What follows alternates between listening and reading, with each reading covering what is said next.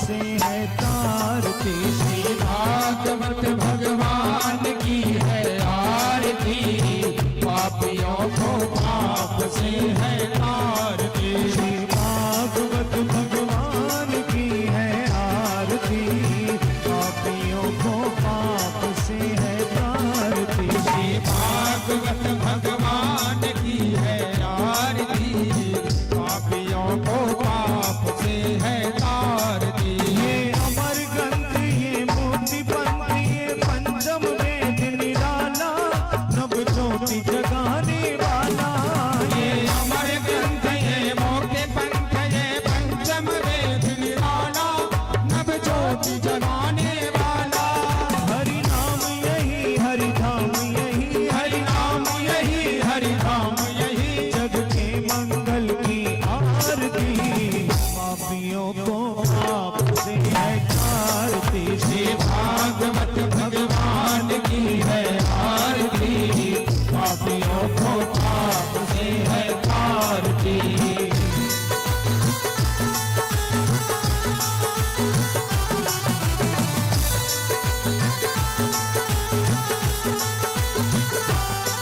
ये शांति गीत पावन पुनीत, पापों को मिटाने वाला, हर दर्श कराने वाला। ये शांति गीत पावन पुनीत, पापों को मिटाने वाला, हरि दर्श कराने वाला। ये सुख करनी ये दुख हरनी, ये सुख करनी ये दुख हरणी, श्री मधुसूदन की आरती, पापियों को पाप से है तारती। श्री भागवत भगवान की है आरती, पापियों को पाप से है तारती।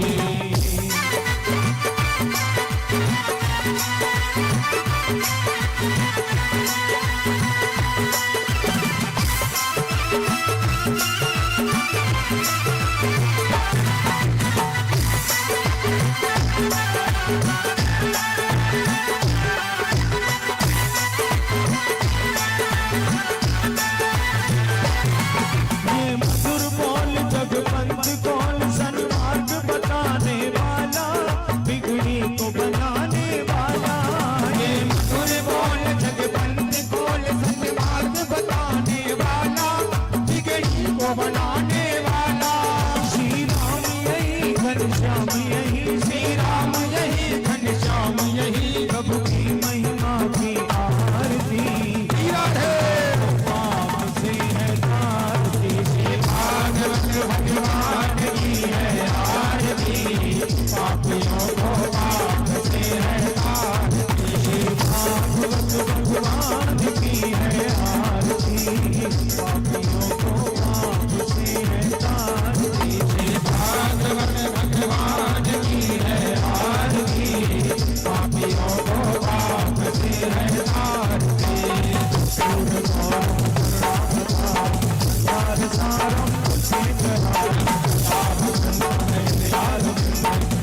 भवानी से नमामि, लाल माला लाल काले, कपाल माला तुझसे कराए। दिगंबराय दिगंबराय, नमः शिवाय ओम नमः शिवाय।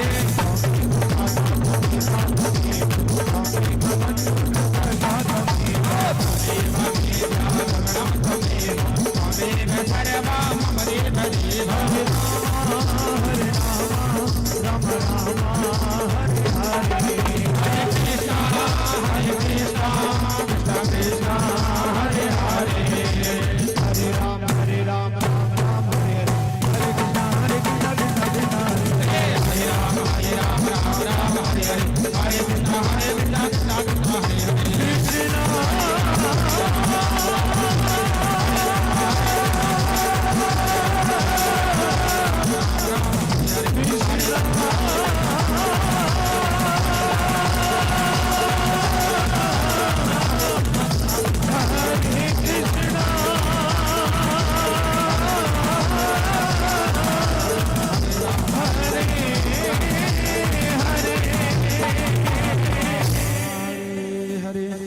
बोले वृंदावन बिहारी लाल की जय। श्रीमद् भागवत महापुराण की जय। जलेन शीतले करुणादेवाधिवंदनं मा पुष्पैर्वन्दनं मा स्वात्माभिवन्दनं मा हस्तो प्रक्षालनं ऋषिकेशाय मा प्रातो पुण्डरीकाङ्क्षा प्रातो हस्ते अक्षतं पुष्पं गृहीत्वा प्रार्थनापूर्वकं मन्त्रपुष्पाञ्जलिः।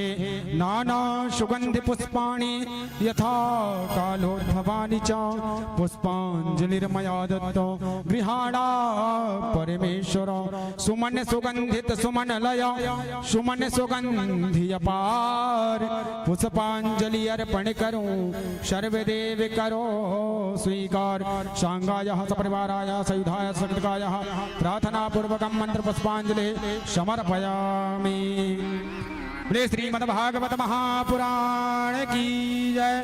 श्री राधा कृष्ण भगवान की जय। सीता रामचंद्र भगवान की जय। हनुमान जी महाराज की जय। व्यास जी महाराज की जय। सर्व आवाहित देवी देवताओं की जय। अपने अपने माता पिताओं की जय। सदगुरुदेव भगवान की जय। धर्म की जय हो, अधर्म का उद्धार हो, प्राणियों में सद्भावना हो, विश्व का कल्याण हो। गौ माता की जय हो, सत्य सनातन धर्म की जय हो। नमः पार्वती पतये हर हर महादेव शंभो। जय जय श्री राधे, जय जय श्री राधे, जय जय श्री राधे श्याम। सभी भक्तजन अपने यथा स्थान पर विराजित हों। आज की कथा का ऐसा महत्व है कि जो 6 दिवसों तक कथा पांडाल तक नहीं पहुंच पाया, भगवान की कथा को श्रवण नहीं कर पाया, वह अंतिम दिवस पर परीक्षित मोक्ष और महात्मा की कथा को श्रवण करके अपने जीवन को कृतार्थ करते हैं। वह संपूर्ण 7 दिवसों का फल उसको प्राप्त होता है। समस्त ग्रामवासी जहां तक हमारी आवाज जा रही है वह अपने गृह कार्य से निवृत्त होकर के श्री अंजनी नंदन धाम पर पधार कर पूज्य वैदेही जी के मुखारविंद से श्रीमद् भागवत कथा को श्रवण कर अपने जीवन को कृतार्थ करें। बोले वृंदावन बिहारी लाल की जय।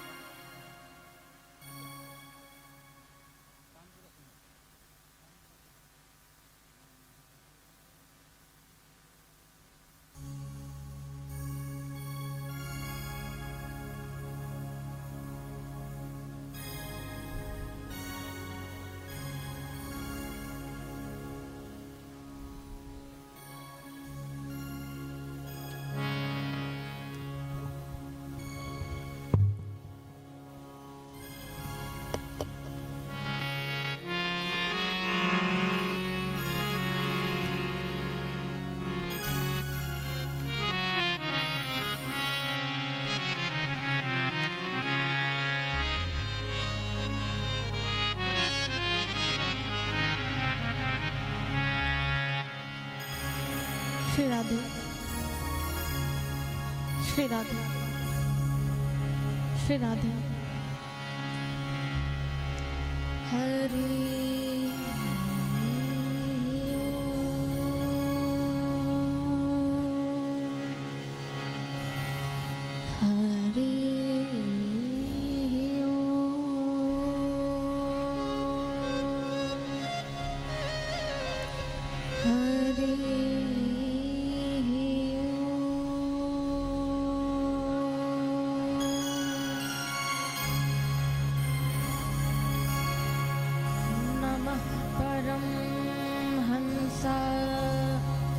स्वादित चरण कमल चिन्ह पकड़ंदाय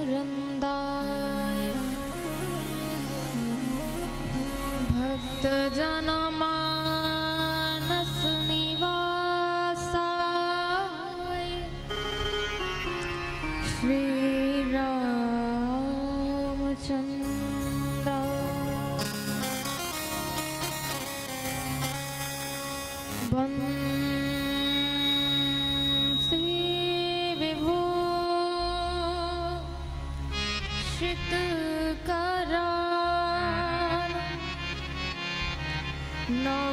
श्रीरदाभवत्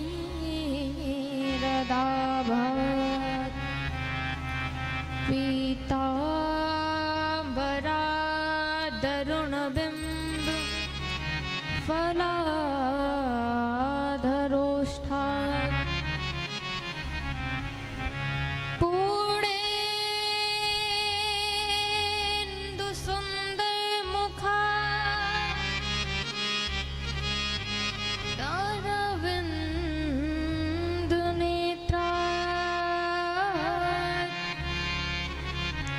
कृष्णात् परं किमपि तत्त्वमहं न जाने। श्री सीतानाथ समारम्भाम् श्रीरामानन्दार्य मध्यमाम् अस्मदाचार्य पर्यन्ता वन्दे श्री गुरु परम्परा वन्दे श्री गुरु परम्परा। जय जय श्री राधारमण जय जय नवल किशोर जय गोपी चित चोर प्रभु जय जय माखन चोर जय जय माखन चोर जय जय माखन चोर। बोलिए कृष्ण कन्हैया लाल की। आइए हम सभी अपनी मन वाणी को पवित्र करने के लिए भगवान के पावन पुनीत नाम का अवलंब लें, संकीर्तन करें, तत्पश्चात कथा में प्रवेश करें। मुकुंद माधव गोविंद बो केशव माधव हरि हरि माधव गोविंद केशव माधव हरि हरि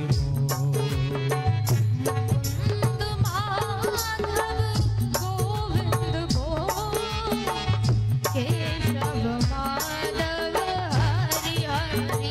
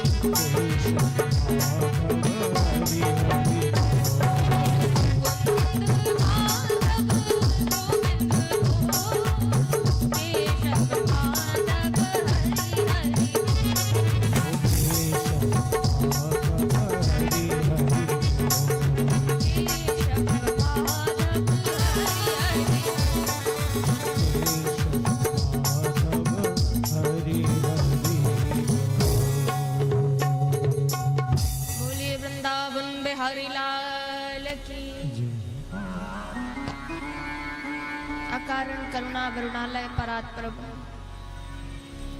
जगत नियंता जगदाधार बालकृष्ण लाल के चरणों में कोटि कोटि वंदन प्रणाम। अम्बा परम्बा परम आह्लादिनी शक्ति श्री राधा रानी सरकार के चरणों में कोटि कोटि वंदन प्रणाम। कथा के रस रसिक श्रोता हनुमंत लाल जी ज्ञानियों में अग्रगण्य अंजनी नंदन के चरणों में कोटि कोटि वंदन प्रणाम। श्रद्धा विश्वास स्वरूप भोलेनाथ माँ पार्वती के चरणों में कोटि कोटि वंदन प्रणाम। वेद व्यास जी महाराज के चरणों में कोटि कोटि वंदन प्रणाम। सदगुरुदेव भगवान के चरणों में कोटि कोटि वंदन प्रणाम। गोस्वामी तुलसीदास जी महाराज के चरणों में कोटि कोटि वंदन प्रणाम। यहाँ पर उपस्थित गार्गी माताएं बहनें, बाल मंडली, विप्र मंडली, आप सभी के मन मानस में विराजमान मैं अपने सर्वेश्वर विशेश्वर भगवान को वंदन प्रणाम करती हूँ। सिया राम मैं सब जग जानी करम प्रणाम जोरी जोग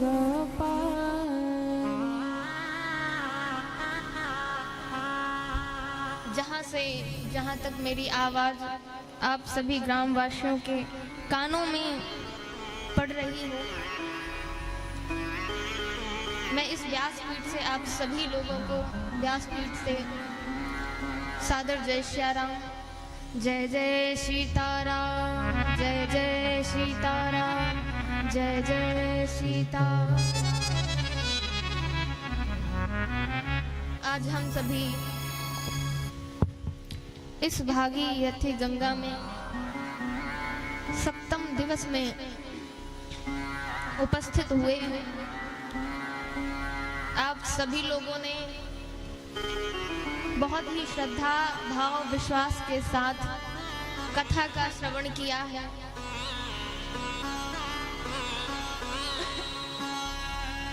और आज हम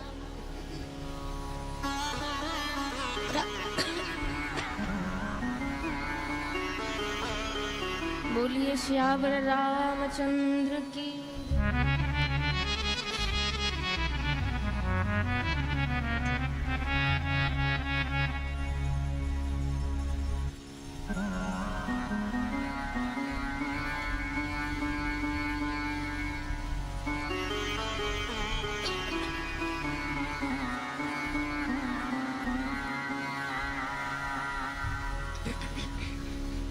बोलिए श्यावर रामचंद्र की।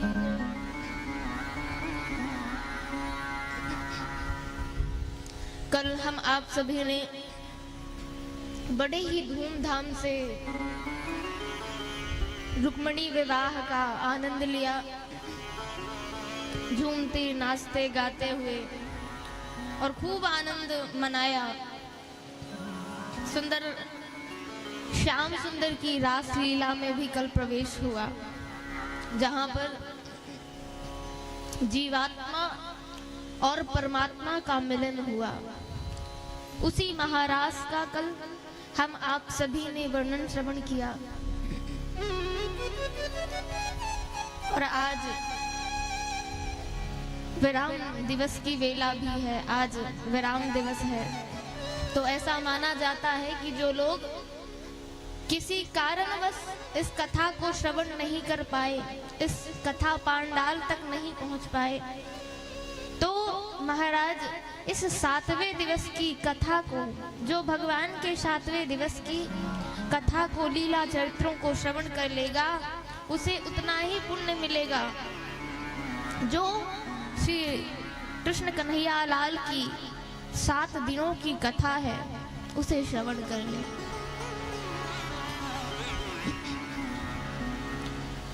बड़े ही धूमधाम से विवाह उत्सव मनाया गया। भगवान भीष्मक सुता रुचमणि रुचिरानना भगवान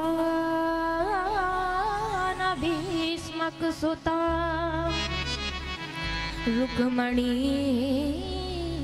रुचिरानना राक्षसेन विधानेन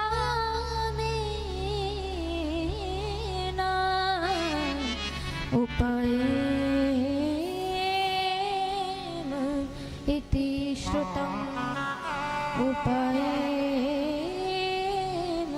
इति श्रुतम्।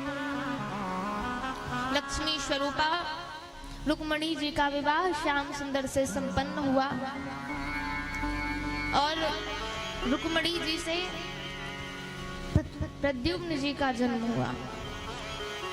जब महाराज 10 दिन के प्रद्युम्न जी थे तभी एक राक्षस सम्रासुर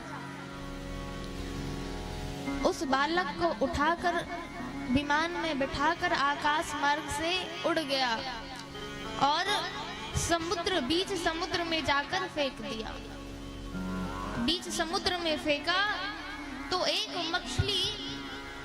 मछली सांस ले रही थी तो उस बालक को निगल गई और वही मछली बंसी में फंसकर बाजार में बेची गई तो शम्बरासुर के पाकशाला तक पहुंच गई और वह पाकशाला में जब मछली के पेट से देखा कि एक बालक है इसके पेट में, तो उस पाकशाला की दासी को ही दे दिया गया, सौंप दिया गया। उसका नाम था मायावती। नारद जी प्रकट हुए मायावती से कहते हैं, मायावती ये जो बालक तुम्हारी गोद में खेल रहा है यह जानती हो कौन है? मायावती ने कहा नहीं सरकार, देवर्षि नारद जी ये कौन है? मुझे नहीं पता, मुझे नहीं मालूम है ये कौन है। तो नारद जी ने कहा कि आप रति थी और जब महाराज राघवेंद्र सरकार को भोलेनाथ ने वरदान स्वरूप कहा कि हे नाथ मैं पार्वती से विवाह करूंगा, तो जब कामदेव भोलेनाथ की समाधि भंग करने के लिए गए तो तब शिव तीसर नयन उघारा चितबत काम भयउ जरि छारा। तीसरे नेत्र से भोलेनाथ ने देखा और आम के पत्तों में छिपे हुए कामदेव भस्म हो गए और ये वही कामदेव हैं जो तुम्हारी गोद में खेल रहे हैं। अब मायावती को ऐसा पता लगा कि ये तो मेरे कामदेव हैं, ये तो मेरे पति देव हैं, तो बढ़िया सुंदर से लालन पालन करने लगी। अब सूर्य की किरणों जैसे प्रद्युम्न भगवान बड़े हो गए। अब मायावती से कहते हैं, देखो मायावती तुम बहुत ही अच्छे से मेरा लालन पालन तो कर रही हो, पर तुम्हारे विचार हैं जो वो मुझे नेक नहीं लग रहे। कुछ तुम्हारे विचारों से पता चल रहा है कि तुम्हारी नीयत कुछ ठीक नहीं है। मायावती ने कहा कि आप पता है मैं कौन हूं? तो प्रद्युम्न कहते हैं मुझे नहीं पता कि आप कौन हैं। तो प्रद्युम्न को याद दिलाया कि पूर्व जन्म में आप मेरे पतिदेव थे कामदेव, और आप भोलेनाथ को भगवान भोलेनाथ के समाधि भंग करने के लिए गए तो शिव जी ने तीसरा नेत्र उघारा और आप जलकर भस्म हो गए। तो मैं आपकी पत्नी रति हूं और आप मेरे पति हैं। जब ही बताया, अब सम्रासुर पर अत्यधिक क्रोध आया और प्रद्युम्न ने शम्बरासुर का उद्धार कर दिया और विमान में बैठकर द्वारिकापुरी आ गए। जैसे ही द्वारिकापुरी आए, रुक्मणी जी ने सुंदर जोड़े को देखा। जैसे ही रुक्मणी जी ने प्रद्युम्न और मायावती को देखा तो रुक्मणी जी ने कहा कि श्याम सुंदर, हमारा पुत्र प्रद्युम्न भी इतना ही बड़ा हो गया होगा। तो श्याम सुंदर कहते हैं, देवी जी इतना बड़ा हो गया होगा, नहीं, ये जो सामने से आपके आ रहा है ना, यह आपका पुत्र प्रद्युम्न ही है। अब बड़े ही सुंदर तरीके से आनंद मंगल गान करते हुए द्वारिका वासियों ने, रुक्मणी जी ने अपने पुत्र और बहू का स्वागत किया। सभी लोग झूमने नाचने लगे, सभी लोग पूरे सारे द्वारिकापुर में ढोल नगाड़े बजने लगे, सभी लोग आनंद उत्सव मनाने लगे। और इस प्रकार से मंगल गान किया गया। आगे जब प्रद्युम्न जी महाराज 10 दिन के थे और सम्रासुर उठा कर ले गया, जन्म से लेकर विवाह तक जो ये समय था, उस समय के कालखंड में भगवान के 16,108 विवाह हो गए। भगवान ने 8 विवाह, पहले आप सभी 8 विवाहों की लीलाओं को सुनेंगे कि भगवान की 8 पटरानियां किस तरह से इनका विवाह हुआ।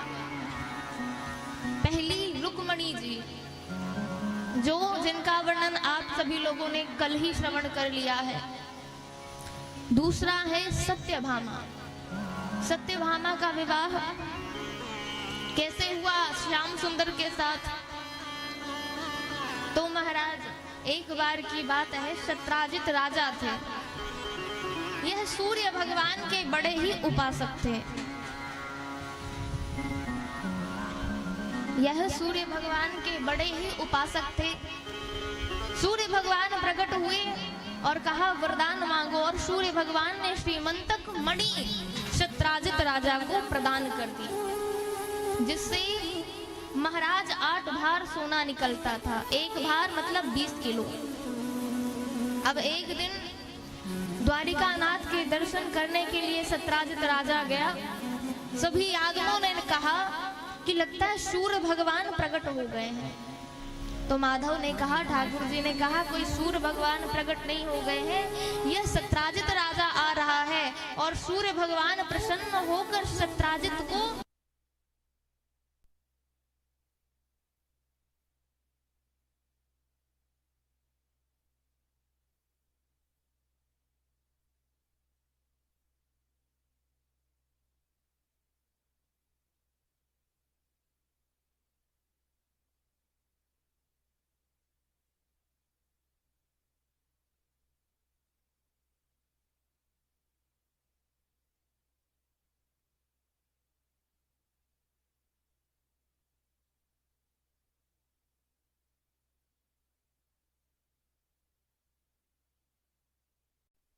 क्या मैं पहनकर नहीं जानता हूँ, मैं क्यों दूं?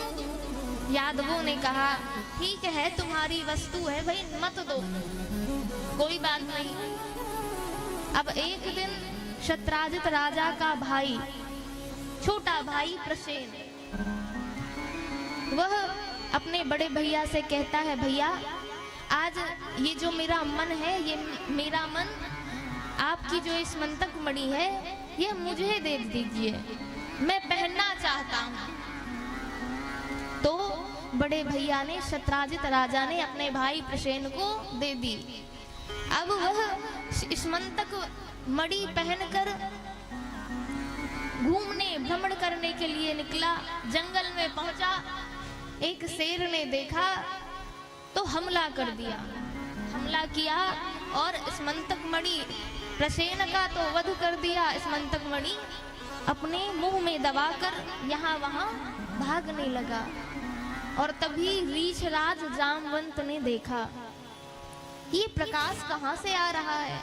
जब देखा कि शेर के मुख में बड़ा ही प्रकाश, अर्थात मणि, वह मणि है इसके पास, तो जामवंत जी ने, रीछराज जामवंत जी ने उस पर हमला किया और इस मंतक मणि छुड़ा ली और आकर अपने बेटी जामवती को दे दी।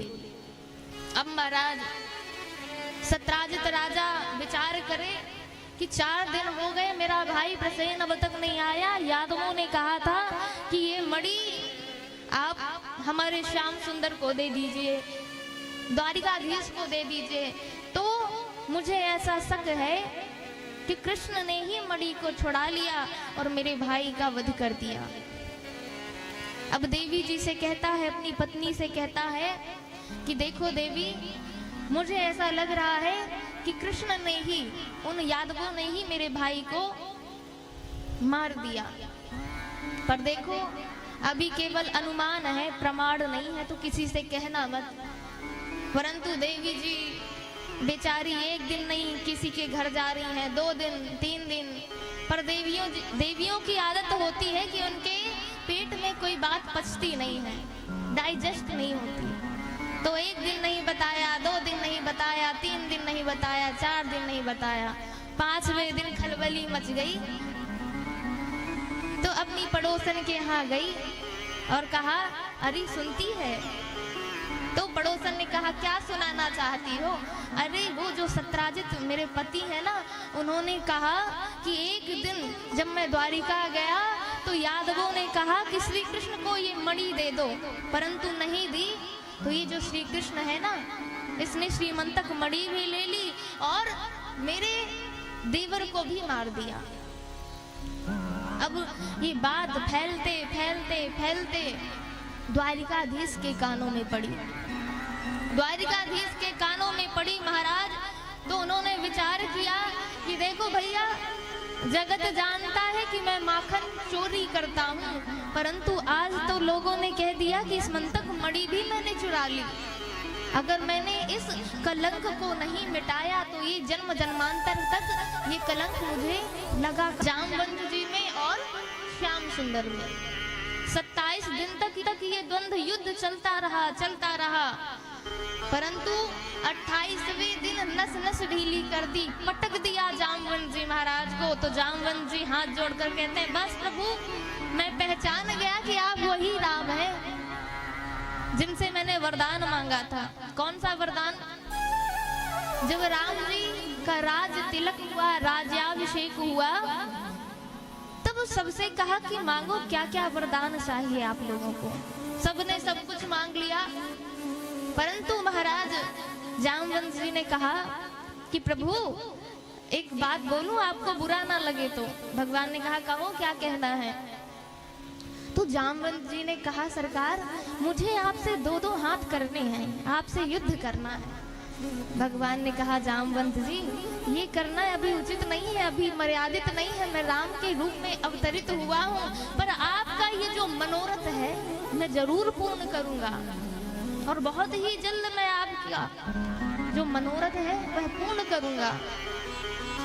इसलिए आज वही मनोरथ पूर्ण करने के लिए जामवंत जी भगवान कृष्ण से द्वंद्व युद्ध कर रहे हैं। जामवंत जी कहते हैं, बस प्रभु, अब तो मैं जान गया कि आप वही राम जी हैं। तो जामवंत जी से श्याम सुंदर ने कहा कि अब ये जो मणि आपकी बेटी खेल रही है वह मणि मुझे चाहिए, क्योंकि इस मणि का चोरी का जो आरोप है, चोरी का जो कलंक है मेरे ऊपर लग चुका है, इसलिए आप मुझे ये मणि दे दीजिए। जामवंत जी ने कहा, प्रभु देखो, ये तो मैंने बेटी को दे दिया है, अब बेटी से लेना, पिता अपनी बेटी से कैसे ले? तो एक काम करिए, आप मेरी बेटी जामवती से विवाह ही कर लीजिए और दहेज स्वरूप ये स्मंतक मणि है वो आप ले लीजिए। अब भगवान ने कहा, जो करना है श्रीमती से। विवाह हो गया भगवान श्याम सुंदर का और चौथा विवाह कालिंदी से हुआ। एक बार प्रभु इंद्रप्रस्थ जा रहे थे, इंद्रप्रस्थ को दिल्ली भी कहा जाता है। तो यमुना नदी के किनारे एक कन्या बड़ी घनघोर तपस्या कर रही थी। उस तपस्या को देखकर अर्जुन और भगवान कृष्ण, अर्जुन ने उस कन्या को देखा, कहा, देवी कौन हो? परिचय पूछा तो उस कन्या ने कहा कि मैं कालिंदी हूँ। अर्जुन ने कहा कि तुम इतना घनघोर तप क्यों कर रही हो? तो उस कन्या ने कहा कि मैं इतना घनघोर तप इसलिए कर रही हूँ कि मैं भगवान कृष्ण को पति रूप में पाना चाहती हूँ। अब श्याम सुंदर रथ में आरूढ़ ही थे।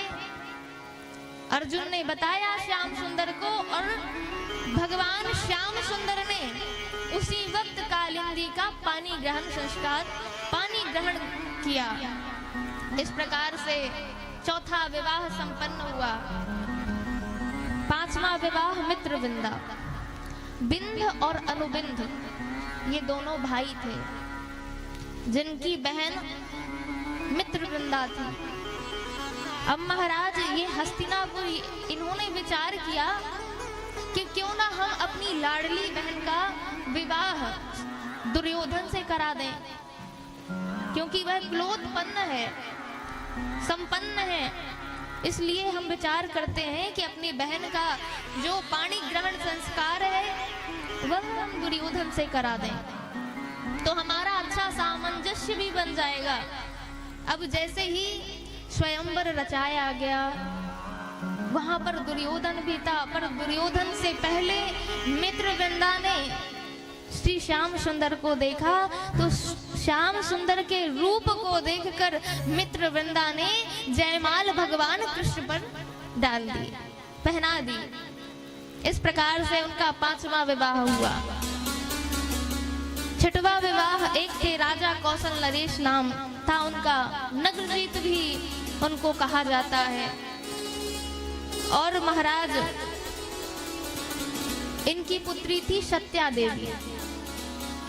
इनके पिताजी ने ऐसा संकल्प लिया था कि ये जो बैल है जो एक साथ इन्हें नाथेगा वही मेरी पुत्री से विवाह करेगा।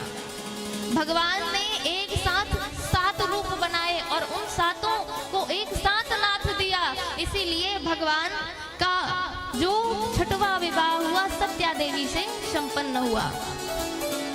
7वां विवाह एक महारानी श्रुति कीर्ति। यह भगवान कृष्ण को पुत्र रूप में पाना चाहती थी। इनकी पुत्री थी भद्रा। भद्रा का विवाह श्री कृष्ण से कराया, संपन्न कराया। इस प्रकार से 7वां विवाह संपन्न हो गया और 8वां विवाह लक्ष्मणा से हुआ। जल में घूमती हुई मछली का भेदन करके भगवान कृष्ण ने लक्ष्मणा से विवाह संपन्न किया। इस प्रकार 16,108 विवाह संपन्न हो गए। तो परीक्षित जी ने कहा सरकार ये 8 विवाह तो समझ में आ रहे हैं, पर ये 16,100 ये कन्या कहाँ मिल गई? तो अब परीक्षित जी से कहते हैं सुखदेव जी कि परीक्षित ये एक समय की बात है कि भौमासुर ये पृथ्वी का ही पुत्र था और इसका पृथ्वी पर बड़ा ही आतंक था महाराज। और ये जब चाहे जहां चाहे जिसकी कन्या का हरण करके बंदी गृह में पटक दे लाकर। सुनते सुनते यह बात फैल गई और श्री कृष्ण श्याम सुंदर के कानों में पड़ी। श्याम सुंदर के कानों में पड़ी तो श्याम सुंदर बचाने के लिए, उनको बंदी गृह से दूर करने के लिए, मुक्त करने के लिए चल पड़े। परंतु वह नगर, उसका नाम था जोतप्रागस।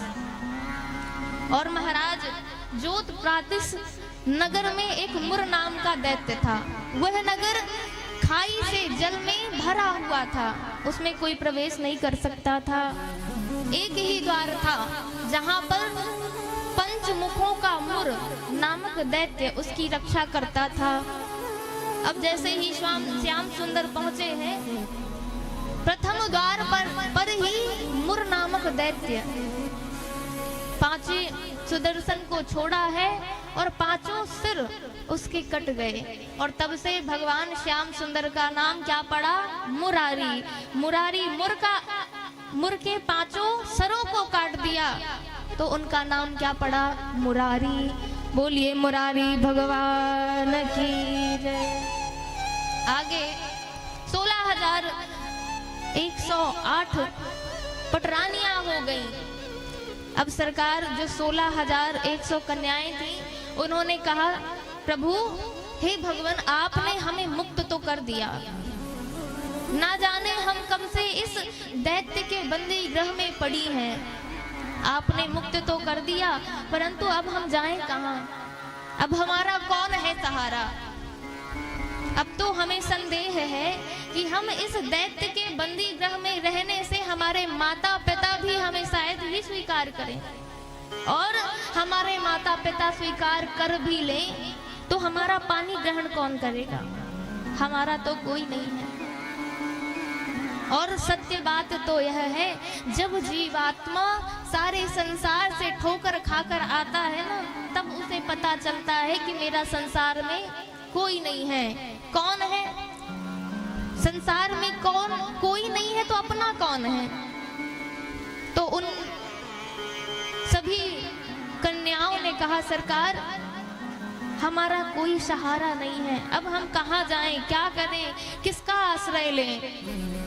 अब तो हम आपके चरणों में ही अपना जीवन समर्पित करती हैं। हे नाथ, हमें स्वीकार कर लीजिए। भगवान ने कहा, अरे देवियों, अरे कन्याओं, जिसका कोई नहीं होता उसका मैं होता हूँ। तो एक समय में और अनेकों रूप बनाकर भगवान ने उनसे विवाह किया। जब सभी कन्याएं समर्पित हो गईं और कहा, हे नाथ, ये जीवन है तेरे हवाले मुरलिया वाले। हे नाथ, अब तो आप ही हमारा सहारा हैं। जीवन है तेरे हवाले मुरलिया वाले, जीवन है तेरे हवाले मुरलिया वाले, जीवन है तेरे हवाले मुरलिया वाले, जीवन है तेरे हवाले मुरलिया वाले। हाँ मुरलिया वाले, हो मुरलिया वाले, हाँ मुरलिया वाले, हो मुरलिया वाले, जीवन है तेरे हवाले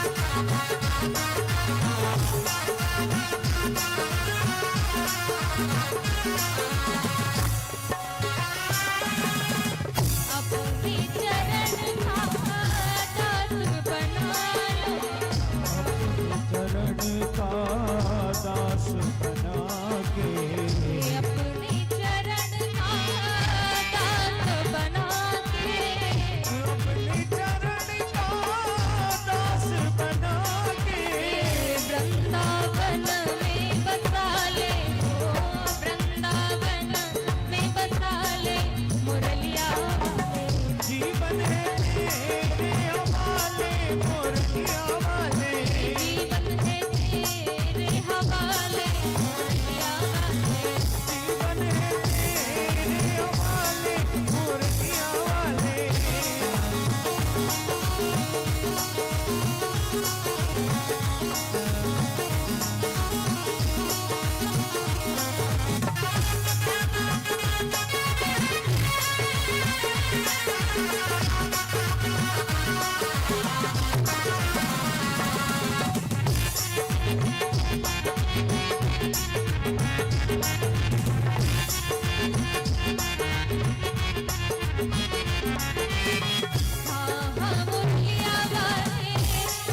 मुरलिया वाले मुरलिया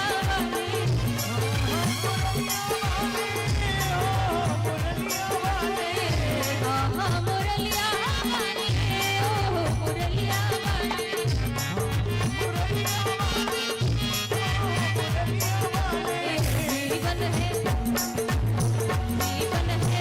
तेरे हवाले मुरलिया वाले जीवन है तेरे हवाले मुरलिया वाले जीवन है तेरे हवाले मुरलिया वाले जीवन है तेरे हवाले मुरलिया वाले जीवन है तेरे हवाले मुरलिया वाले बोलिए श्याम सुंदर भगवान की इस प्रकार से 16,108 विवाह भगवान के संपन्न हुए और महाराज अष्टपटरानियों से 10 बेटा जन्म लेते हैं जिनकी संख्या 1,61,080 हुई और उनके भी पोता हुए भगवान के परिवार की संख्या 56 करोड़ हो गई और महाराज 56 करोड़ जनसंख्या हो गई। भगवान का परिवार इतना बड़ा हो गया। एक दिन श्याम सुंदर ने विचार किया कि हर एक रानी कभी न कभी रूठ जाए, कभी कोई कोप भवन में चली जाए, कभी कोई रूठ जाए, कभी कोई रूठ जाए। सबको मनाते हुए भगवान कृष्ण बड़ा ही आनंद लेते हैं। श्याम सुंदर को बड़ा ही अच्छा लगता है, परंतु उन्होंने विचार किया ये जो मेरी रुक्मणी है ना, इसका जो क्रोध है, इसका जो गुस्सा है, ये मैंने कभी नहीं देखा। तो क्यों ना आज मैं रुक्मणी को ही क्रोध दिलाऊं, इनको ही नाराज करूं, क्योंकि मैंने तो कभी नहीं देखा कि रुक्मणी मुझसे कभी नाराज हुई हो। मैंने इनके क्रोध भरे स्वरूप को कभी नहीं देखा। तो अब श्याम सुंदर बड़ी गंभीर स्वरूप से अपने स्वरूप को गंभीर कर लिया और रुक्मणी जी के कक्ष में गए और शांत मुद्रा में क्रोध भरे नेत्रों से देखने लगे। अब रुक्मणी जी बेचारी पंखा झलने लगी कि नाथ परेशान क्यों है, इतने क्रोधित क्यों हैं। फिर भी आज रुक्मणी जी कुछ नहीं कह रही हैं। टेढ़ी नजर से श्याम सुंदर ने देखा जब रुक्मणी जी का चित्त बिल्कुल शांत है, पंखा झल रही है और श्याम सुंदर जब देख रहे हैं कि रुक्मणी जी को कोई प्रभाव नहीं पड़ रहा, तो श्याम सुंदर ने कहा अरे देवी यह तो बताओ मैं तुम्हारे लायक तो था नहीं, तुमने मुझसे विवाह क्यों किया। अब रुक्मणी जी ने कहा 10 पुत्र हो गए और ये महाराज पूछ रहे हैं कि तुमने मुझसे विवाह क्यों किया, आपने मुझसे विवाह क्यों किया। पर रुक्मणी जी का मुख वह मुस्कुरा रही हैं, कुछ नहीं कह रही हैं। तो और गुस्से को बढ़ाने के लिए कि शायद अब कुछ बोले, अरे देवी यह तो बताओ कि अगर तुम कहो कि मैं अच्छे घराने का हूँ, मेरे तो मैया बाप का भी पता नहीं है कौन है, और अगर आप कहती हैं कि मैं बहुत बड़ा योद्धा हूँ, तो मैं बड़ा योद्धा भी नहीं हूँ। मुझे तो रणछोड़ के नाम से जहाँ बड़े भारी योद्धा दिखते हैं तो मैं रण छोड़कर भाग जाता हूँ, तो मैं महायोद्धा भी नहीं हूँ। और अगर तुम कहो कि मेरे माता पिता ने जबरदस्ती आपका विवाह मुझसे कर दिया, तो यह भी सत्य नहीं है। क्यों? क्योंकि तुम्हारे भाई ने कितना विरोध किया कि उस रणछोड़ से विवाह नहीं करना, मुझे अपनी लाडली का विवाह उस भगोड़े के साथ नहीं करना है। तो तुम यह भी नहीं कह सकती हो तुमने मुझसे क्यों विवाह किया, मैं तुम्हारे योग्य नहीं था। जब फिर भी रुक्मणी जी ने कुछ नहीं कहा, रुक्मणी जी को शांत देखा, तो महाराज अब क्या किया, उन्होंने कहा देखो रुक्मणी देवी, अभी भी तुम्हारा कुछ नहीं बिगड़ा है, अभी भी तुम विवाह करना चाहो तो कर सकती हो, क्योंकि मैं आपके लायक तो हूँ नहीं, इसलिए आप अगर अभी विवाह करना चाहती हो तो कर सकती हो। अब इतना सुना, जो सुना रुक्मणी जी ने बेहोश हो गई, मूर्छित अवस्था में पड़ गई। अब श्याम सुंदर समझ गए कि ये घबरा गई है, तो चतुर्भुज रूप में प्रकट हो गए। एक आंख से, एक हाथ से रुक्मणी जी को पकड़ लेते हैं और दूसरे हाथ से पानी का छिड़काव करते हैं, सिंचित करते हैं, और तीसरे हाथ से पंखा चलने लगे। रुक्मणी जी की जैसे ही आंख खुली तो श्याम सुंदर ने कहा, अरे देवी देखो, गृहस्थ जीवन में हम हास विलास न करेंगे, परिहास न करेंगे तो कब करेंगे। मैं तो तुमसे उपहास परिहास कर रहा था, विनोद की बातें कर रहा था, और तुम तो घबरा गई। तो रुक्मणी जी ने कहा, अरे नाथ, आप जो ये विनोद की बात कर रहे थे ना, ये जो भी आप कह रहे थे वह बिल्कुल एक एक बात बिल्कुल सत्य है। भगवान चौंक गए कि मैंने कहा कि मेरे मैया बाप नहीं है, मैंने कहा मैं बड़ा महाशाली योद्धा भी नहीं हूँ, ये रुक्मणी क्या कह रही है। तो आश्चर्यचकित होते, स्तब्ध होकर कृष्ण कन्हैया लाल ने कहा कि देवी अगर एक एक बात सत्य है तो बताओ फिर कैसे सत्य है। तो रुक्मणी जी ने कहा, देखिए सरकार, आप कहते हैं कि आप में कोई गुण नहीं है, तो ये तो बिल्कुल सत्य है। सत रज तम, आप ये तीनों गुणों से परे हैं, इसलिए आप में कोई गुण नहीं है। और आपने कहा कि मेरे मैया बाबा नहीं है।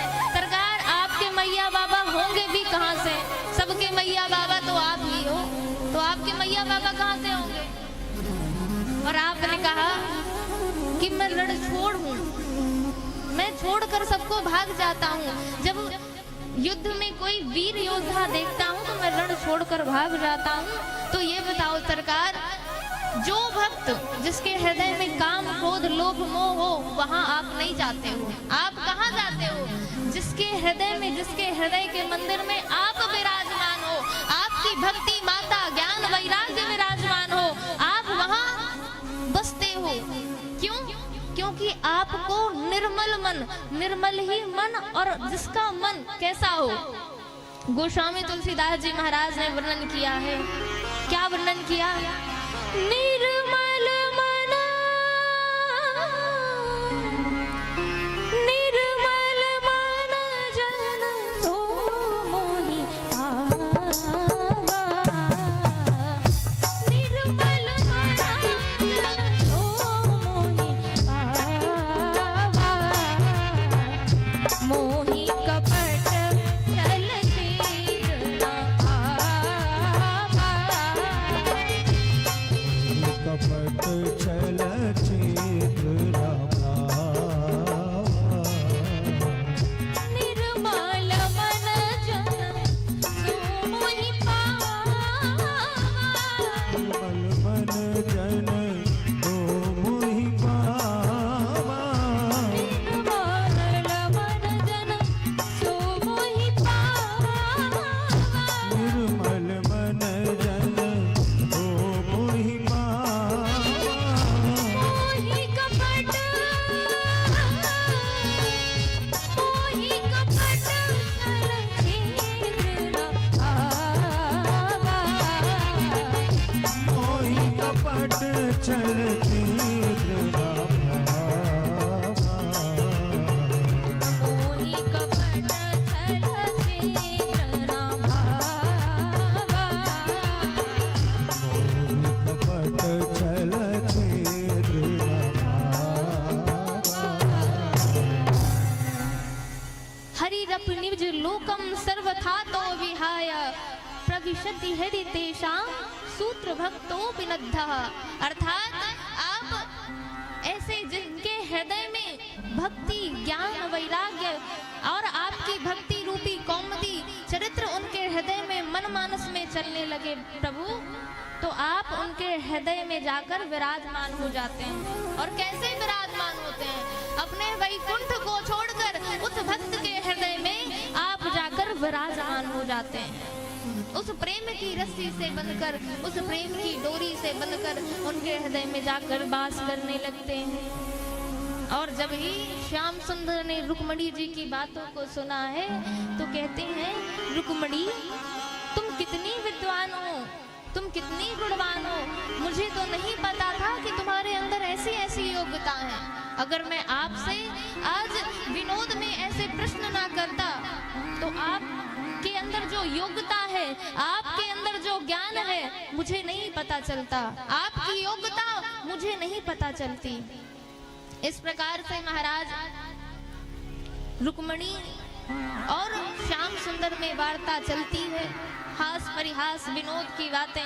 अब महाराज बाणासुर की कन्या उषा का अनिरुद्ध के साथ विवाह हुआ। एक दिन रुक्मी बलदाऊ के साथ द्यूत क्रीड़ा कर रहे थे और बलराम को रुक्मी ने कह दिया कि अरे गवार ग्वारिये, तो बलदाऊ दादा ने गोविंदाय नमो नमः कर दिया, वहीं पर उसका वध कर दिया। आगे सुखदेव जी महाराज वर्णन करते हैं नृगोपाख्यान, राजा नृग के महात्मा को बताते हैं, उनका चरित्र बताते हैं, श्रवण कराते हैं कि परीक्षित देखो, भगवान को प्रेम से पाना, हम अपने जो भी कार्य को करते हैं, कोई भी कार्य करते हैं, उस कार्य को अगर हम अभिमान स्वरूप करें कि ये मैंने किया, जो भी किया मैंने किया, और उस कार्य में एक भी गलत कार्य हुआ ना तो आपका पतन हो जाएगा। तो परीक्षित, ये राजा नृग था, ये बहुत बड़ा दानी था। एक बार श्याम सुंदर अपने छोटे छोटे बालकों से कहा कि चलो हम आप लोगों को घुमाने लेके चलते हैं। अब महाराज श्याम सुंदर ने अपने छोटे छोटे नन्हे नन्हे पुत्रों को एक बगीचे में ले गए और कहा, एक वृक्ष की सघन शीतल छाया में बैठ गए और बच्चों से कहा, बच्चों तुम लोग खेलो, तब तक मैं यहाँ आराम विश्राम करता हूँ। अब बच्चे कंदुक क्रीड़ा करने लगे, खेल खेलने लगे, और उसी समय खेल खेल में वह गेंद एक कूप में गिर गई, एक कुएं में गिर गई। और जब ही महाराज बच्चों ने देखा, कुएं में झांककर बड़ा भारी गिरगिट। अब श्याम सुंदर से कहते हैं, पिताजी पिताजी देखो, इस कुएं में बड़ा भारी गिरगिट है। भगवान देखने के लिए जैसे ही आए, उस गिरगिट को बाहर निकाला, और उस गिरगिट को जैसे ही बाहर निकाला है, वह भगवान का स्पर्श पाते ही महाराज दिव्य वेश में, देवताओं के वेश में, देवताओं के स्वरूप में प्रकट हो गया। भगवान ने पूछा, अरे भाई कौन भगवान, तुम कौन हो? तब वह नृग कहता है, नृगो नाम नरोन्द्रोहम इक्ष्वाकु तनयः प्रभो दानिष्वाख्यायमानेषु यदि ते कर्णास्मृशं यदि ते कर्णमस्पृशं। राजा नृग कहता है कि मैं पूर्व जन्म का राजा नृग था, और सरकार आपने मेरा नाम सुना ही होगा, क्योंकि दानियों में सबसे पहले मेरा ही नाम आता है। तो क्या कहा, भाई तुमने ऐसा क्या दान किया है और कितना दान किया है? तो राजा नृग ने कहा कि जितने आकाश में तारों की गिनती नहीं कर सकते ना, इतना मैंने दान किया है। जैसे तारों की गिनती नहीं कर सकते, वैसे ही मैंने कितना दान कर लिया, मैं उस दान की आपको गिनती करके नहीं बता सकता। इतना दान किया है। तो किसका दान किया है, क्या दान किया है? तो राजा नृग ने कहा गैयों का दान किया है, गौ माता का दान किया है। तो भगवान ने कहा अच्छा, तो ऐसा होगा बूढ़ी टेढ़ी गैयान को दान किया होगा, इसीलिए तेरा पतन हो गया। तो राजा नृग कहता है नहीं नहीं सरकार, पयस्वनी तरुणी रूपशीला गुणोपपन्ना कपला हेम श्रृंगी न्यायाजिता रूप्य सुरा सवत्सा दुकूल माला भरणा तदा। श्याम सुंदर ने कहा कि तूने बूढ़ी टेढ़ी गैयान को दान किया होगा, इसीलिए तेरा पतन हो गया। बोले नहीं नहीं सरकार, मैंने बूढ़ी गैयों का दान नहीं किया, तो किसका किया, फिर तेरा पतन क्यों हो गया? सरकार पयस्विनी, मैंने दूध देने वाली गैयाओं को दान किया। तो अच्छा बूढ़ी हो गई रही होगी तब दान किया होगा। बोले नहीं नहीं सरकार, रूपशीला, मैंने रूपशील, ये जो गैया है ना, वह मारने वाली मरकैनू गैया का भी दान नहीं किया। अरे भैया, तो तेरे दान में कोई कमी नहीं थी, तो ऐसा होगा कि जो तेरी गैया थी ना, और ये जो तेरा पैसा था ना, वह न्याय से कमाया हुआ नहीं होगा। न्यायार्जिता रूप में खुरा सवत्सा, ये जो तेरा पैसा है ना, ये ब्लैक मनी रही होगी, इसीलिए तेरा पतन हो गया। तो महाराज श्याम सुंदर के बातों को सुनकर राजा नृग कहता है नहीं नहीं सरकार, ये जो पैसा भी था ना, कैसा था, न्यायार्जिता, न्याय से कमाया हुआ था। तो भगवान ने कहा भैया, जब न्याय से कमाया हुआ था और तेरे दान में भी कोई दोष नहीं था, तो तेरा पतन कैसे हो गया, तो गिरगिट कैसे बन गया? जब तेरे दोष में कोई, जब तेरे दान में कोई दोष नहीं था, तेरा पैसा भी धन से अर्जित किया हुआ था, फिर तू गिरगिट आके क्यों बन गया, तेरा पतन कैसे हो गया? तो राजा नृग कहता है सरकार, यह तो मुझसे भूल हुई, और जाने अनजाने में यह भूल हुई। श्याम सुंदर ने कहा क्या भूल हुई? तो राजा नृग ने कहा कि एक बार की बात है कि एक ब्राह्मण अपनी गैया को लिए हुए था, और वह गैया भाग गई, और वह गैया हमारे यहाँ आकर, जिस गैयाओं को मैं दान करता हूँ वहाँ आकर मिल गई, और मैंने जाने अनजाने में उस गैया का दान कर दिया। दान किया तो महाराज जिस ब्राह्मण को दान किया था, वह ब्राह्मण लेके जा ही रहा था उस गैया को, और जब जिसकी गैया नहीं मिल रही थी, वह ब्राह्मण दूसरे ब्राह्मण को देखा तो कहा अरे, चोरी करके मेरे गैया को ले जा रहा है, मेरी गैया को चोरी करके ले जा रहा है। तो दूसरा ब्राह्मण कहता है कि अरे होश हवास में बात करो, मैं राजा नृग से संकल्प के साथ दान में लेके आया हूँ इस गैया को। तो ब्राह्मण तो अब भाई इनका पारा गर्म हो गया, कहते हैं अरे ऐसे कैसे कोई मेरी गैया का दान कर सकता है, मेरी गैया के ऊपर किसी का क्या हक, और कोई क्यों दान करेगा? अब दोनों आपस में लड़ने लगे। तो एक ब्राह्मण ने कहा चलो राजा नृग के पास ही चलते हैं, उन्होंने दान किया है ना, तो उनसे ही निर्णय कराते हैं कि ये मेरी गैया है कि तुम्हारी गैया है। अब राजा नृग के पास दोनों ब्राह्मण चले गए और राजा नृग से कहते हैं कि देखो राजन, ये मेरी गैया है और मेरे गाय का तुमने दान कर दिया है, तो तुम जो दान कर दिया है तुमने, उस गैया को वापस लौटवा दो, ये लौटा दे मेरी गैया को। अब ब्राह्मण से राजा नृग ने कहा भैया ब्राह्मण देवता, हम आपको दूसरी गाय दान में दे देंगे, आप हमसे दूसरी गाय दान में ले लो, ये जो ब्राह्मण की गाय है ना उन्हें वापस लौटा दो। अब ब्राह्मण देवता बिगड़ गए कि राजन तुमने मुझे संकल्प के साथ इस गाय को दान में दिया, और अब तुम आकर कह रहे हो कि मैं ये गाय इन्हें दे दूं, क्यों दे दूं?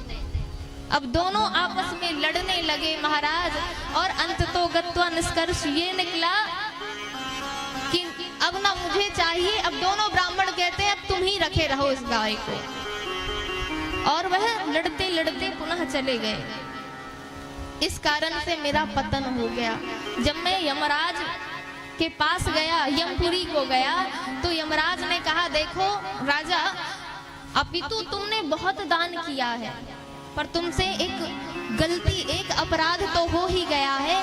तो ये बताओ कि तुम पहले नरक में जाना चाहते हो, अपने पाप कर्म को जिस कारण तुम्हारा पतन हुआ, तो तुम उस पुण्य को भोगना चाहते हो कि तुम अपने पापों को पहले भोगना चाहते हो। राजा नरक ने कहा कि देखिए धर्मराज, मेरे जो पाप हैं वह थोड़ा सा है मेरा पाप, और जो मेरे पुण्य हैं वह बहुत मैंने पुण्य किए हैं। तो पहले आप मेरे जो मैंने पाप किया उस पाप का भोग भोगने के लिए आप मुझे जिस योनि में डालना चाहें डाल दें। और उसी समय में महाराज श्याम सुंदर गिरगिट के रूप में आ पड़ा, और आपका स्पर्श पाते ही मैं मुक्त हो गया इस शरीर से।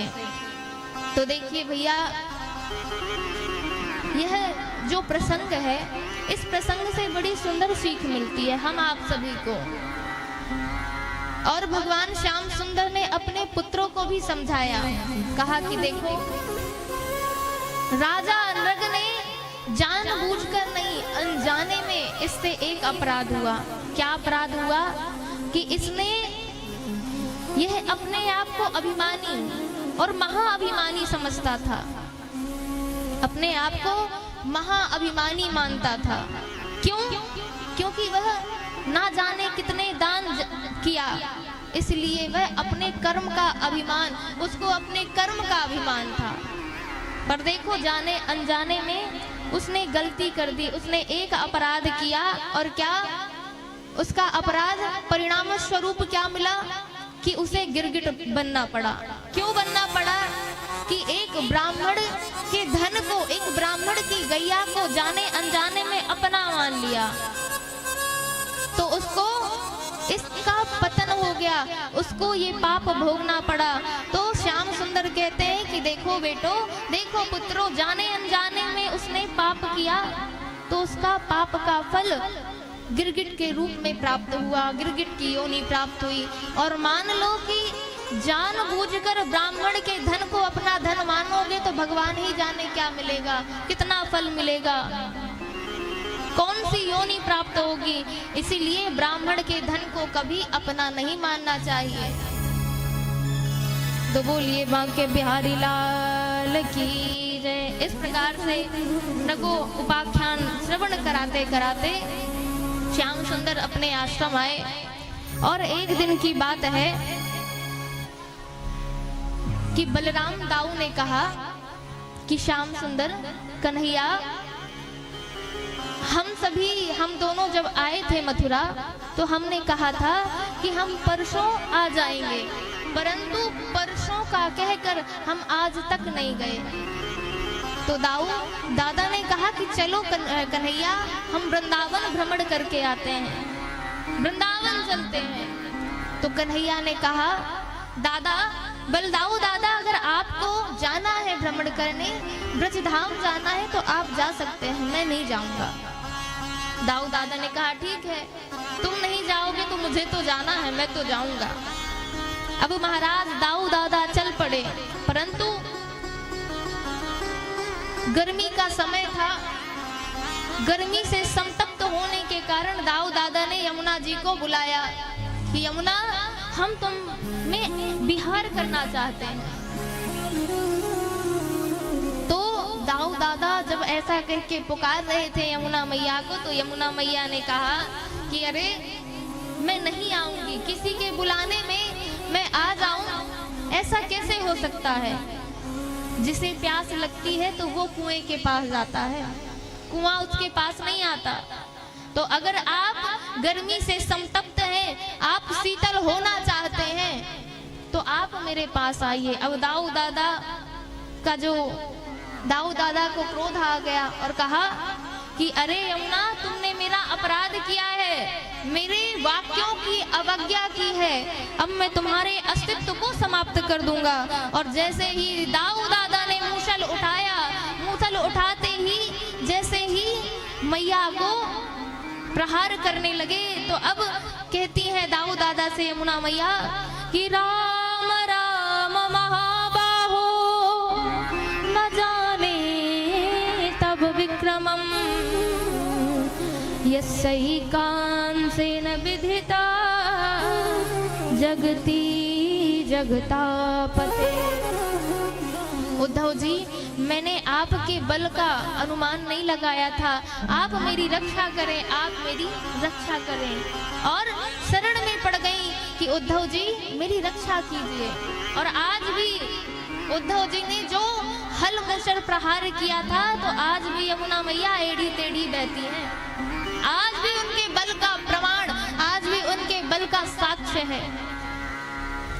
और देवता श्याम सुंदर से कम डरते थे, श्याम सुंदर से नहीं डरते थे, परंतु दाऊ दादा से जब दाऊ दादा का नाम आता तो सारे राक्षस दैत्य थरथरा उठते कि भाई ये जो श्याम सुंदर है ना, कृष्ण कन्हैया लाल है, वह तो रण छोड़ देते हैं, परंतु दाऊ दादा तो जब तक दैत्यों को निपटा नहीं देते, दैत्यों को मार नहीं देते, तब तक पीछे नहीं हटते। इसलिए दाऊ दादा के चरित्र को सुनाया तो परीक्षित कहते हैं कि सरकार, ये दाऊ दादा की जो लीलाएं हैं ये तो बहुत अच्छी हैं, कोई और प्रसंग हो तो आप सुनाइए। तब एक बार सुखदेव जी कहते हैं कि सुखदेव जी कहते हैं परीक्षित, एक बार की बात है,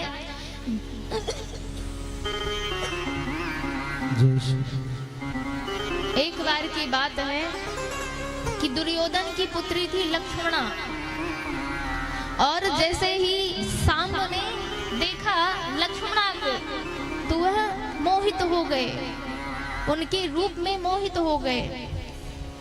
और जब मोहित हो गए तो उनका हाथ पकड़कर 9-2-11 हो गए। और महाराज, जब ही कृष्ण कन्हैया लाल को पता चला कि श्याम ने लक्ष्मणा का हरण कर लिया है, तो श्याम सुंदर अब जाने लगे, तैयारी करने लगे।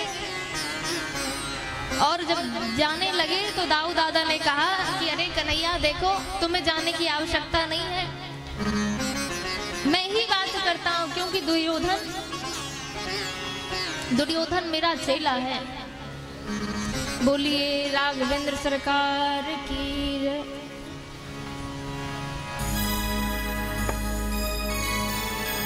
बोलिए राधा रानी सरकार की। हो बरसाने की राधा, श्री राधा राधा, श्री राधा राधा, श्री राधा राधा। हो बरसाने की राधा, श्री राधा राधा, बरसाने की राधा, श्री राधा राधा, श्री राधा राधा, श्री राधा राधा, श्री राधा राधा, श्री राधा राधा। जिसने मोहन को राधा, श्री राधा राधा, बरसाने की राधा, श्री राधा राधा।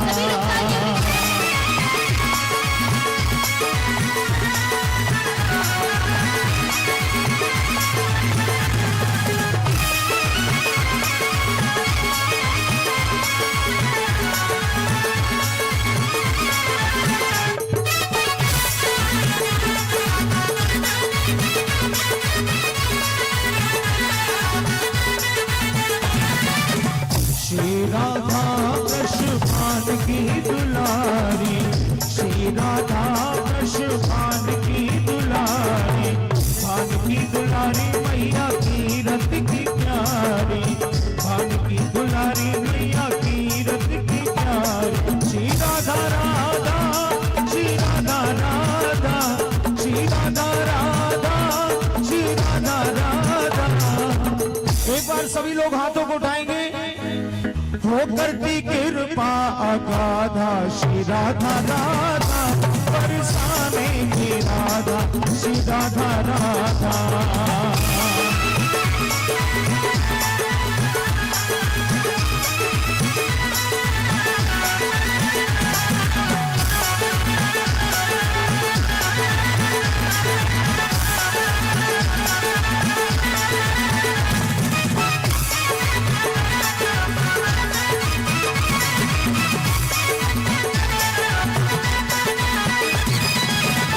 श्री राधा नाम से लगे पार नैया, श्री राधा नाम से लगे पार नैया, राधा के नाम से खुश हो कन्हैया, राधा के नाम से खुश हो कन्हैया। श्री राधा राधा, श्री राधा राधा, श्री राधा राधा, श्री राधा राधा, दूर करती है बाधा, श्री राधा राधा, बरसाने की राधा, श्री राधा राधा, बरसाने की राधा, श्री राधा राधा, बरसाने की राधा, श्री राधा राधा। बोलिए बांके बिहारी लाल की। इस प्रकार से कथा सुखदेव जी महाराज परीक्षित जी को पौंड्रक का वध, भगवान की दिनचर्या और जरासंध वध की कथा का वर्णन किया। और बंदी गृह में कैद थे जो 20,800 राजा नारकीय जीवन जी रहे थे, उनको भगवान ने मुक्त किया। भगवान को मुक्त किया तो उन संतों ने भगवान की बड़ी सुंदर स्तुति की। क्या कहते हैं? हे नाथ, कृष्णाय वासुदेवाय हरये परमात्मा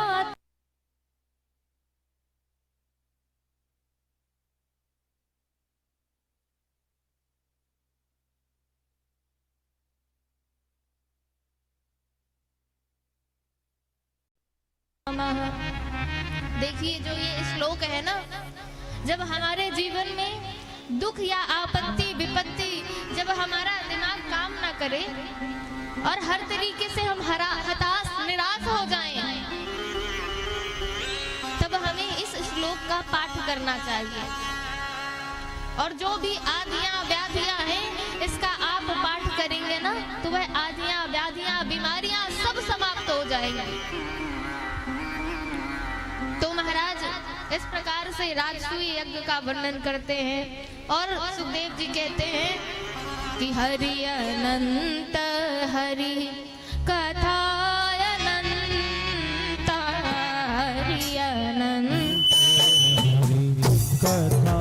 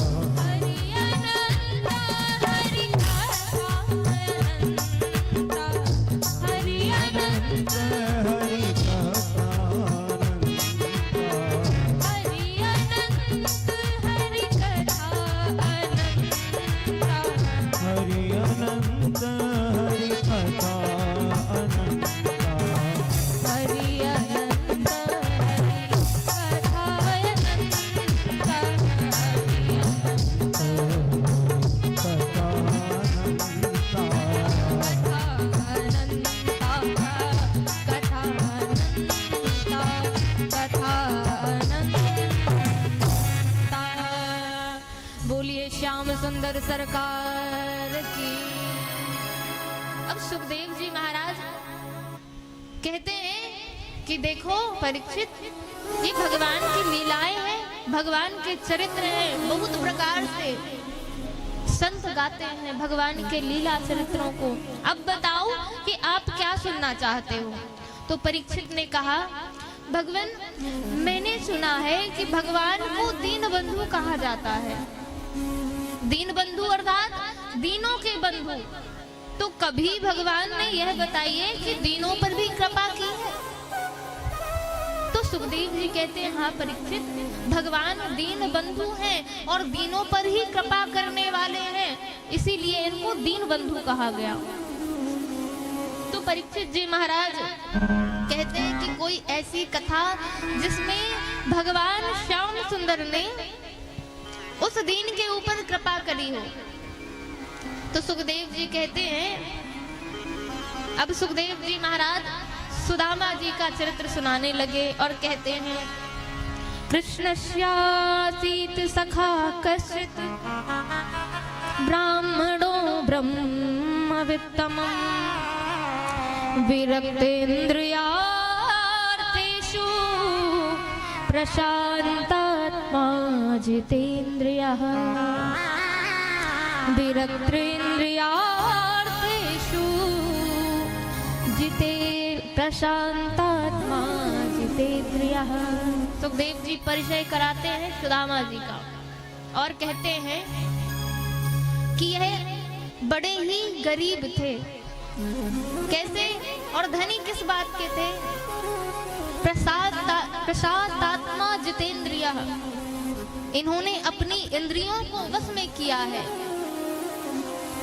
और देखिए, भिक्षुक और भिखारी में भी अंतर है। और यह सुखदेव जी महाराज बताते हैं कि भिक्षुक, उसके पास ना कुछ होता है और ना उसको किसी चीज की लालसा होती है, किसी वस्तु को पाने की लालसा भी नहीं होती। और भिखारी के पास कुछ होता भी नहीं है, परंतु संसार की वस्तुओं को मांगने के लिए उसके अंदर जिज्ञासा बनी की बनी रहती है कि मुझे ये भी मिल जाए, ये भी मिल जाए, ये भी मिल जाए। उसकी मनोरथ पूर्ण करने की उसको जिज्ञासा बनी रहती है। भिखारी और भिक्षुक में इतना ही अंतर है कि भिक्षुक भले उसके पास कुछ नहीं है, उसके पास राम नाम का धन होता है। इसीलिए बड़ा ही सुंदर भाव है, सारे नामों में हरि नाम बड़ा प्यारा है। सारे नामों में हरि नाम बड़ा प्यारा है। हरे नाम बड़ा प्यारा है। सारे नामों में हरि नाम बड़ा प्यारा है। सारे नामों में हरि नाम बड़ा प्यारा है। सारे नामों में हरि नाम बड़ा प्यारा है। राजा दशरथ का ललन राम बड़ा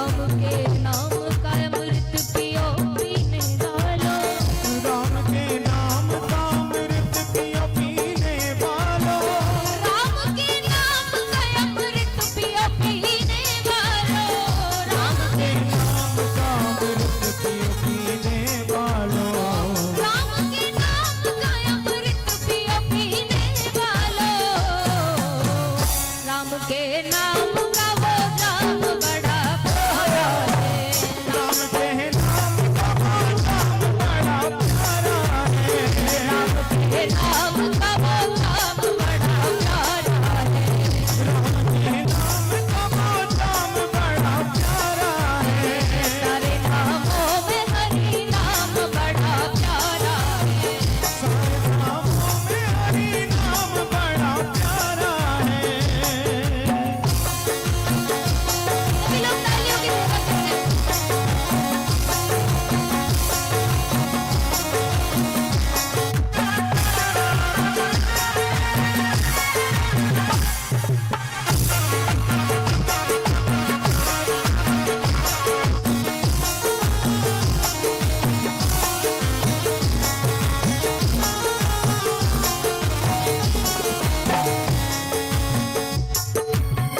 राधिका कहती है हंस हंस के सभी सखियों से।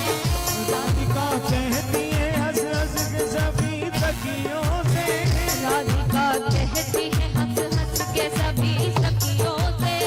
राधिका कहती है हंस हंस के सभी सखियों से।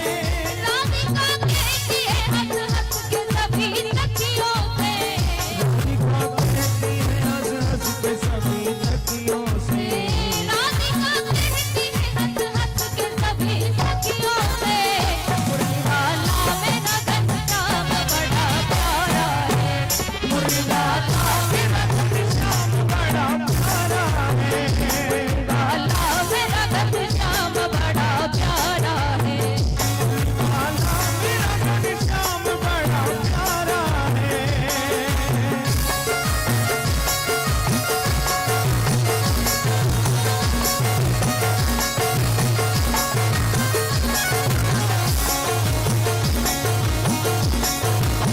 बोलिए बांके बिहारी लाल।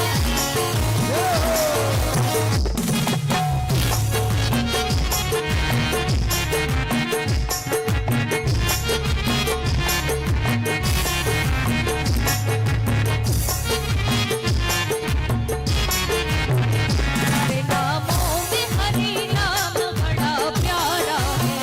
सारे नामों में हरि नाम बड़ा प्यारा है। सारे नामों में हरि नाम बड़ा प्यारा है। नामों में हरि नाम बड़ा प्यारा है। सारे नामों में हरि नाम बड़ा प्यारा है। राजा दशरथ राम बड़ा प्यारा है। राजा दशरथ राम बड़ा प्यारा है। कलंक राम बड़ा प्यारा है। दशरथ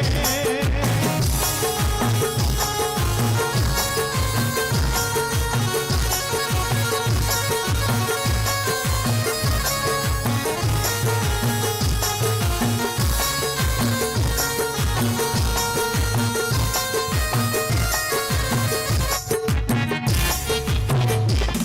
बड़ा प्यारा है। राजा दशरथ कलंक राम बड़ा प्यारा है। राजा दशरथ राम बड़ा प्यारा है। राजा दशरथ कलंक राम बड़ा प्यारा है। बोलिए वृंदावन बिहारी लाल की जय बोलिए रघुनंदन सरकार की। इस प्रकार से महाराज सुदामा जी का परिचय दिया है कि सुदामा जी बड़े ही प्रकांडीय ज्ञानी तो थे ही, परंतु साथ ही साथ भगवान के भगत भी थे, सखा थे। श्याम सुंदर के यह सखा थे। एक बार संत महात्मा की टोली आई और संत महात्मा की जब ही मंडली आई है महाराज, बोलिए श्याम सुंदर भगवान की। जय श्री राधे, जय श्री श्याम।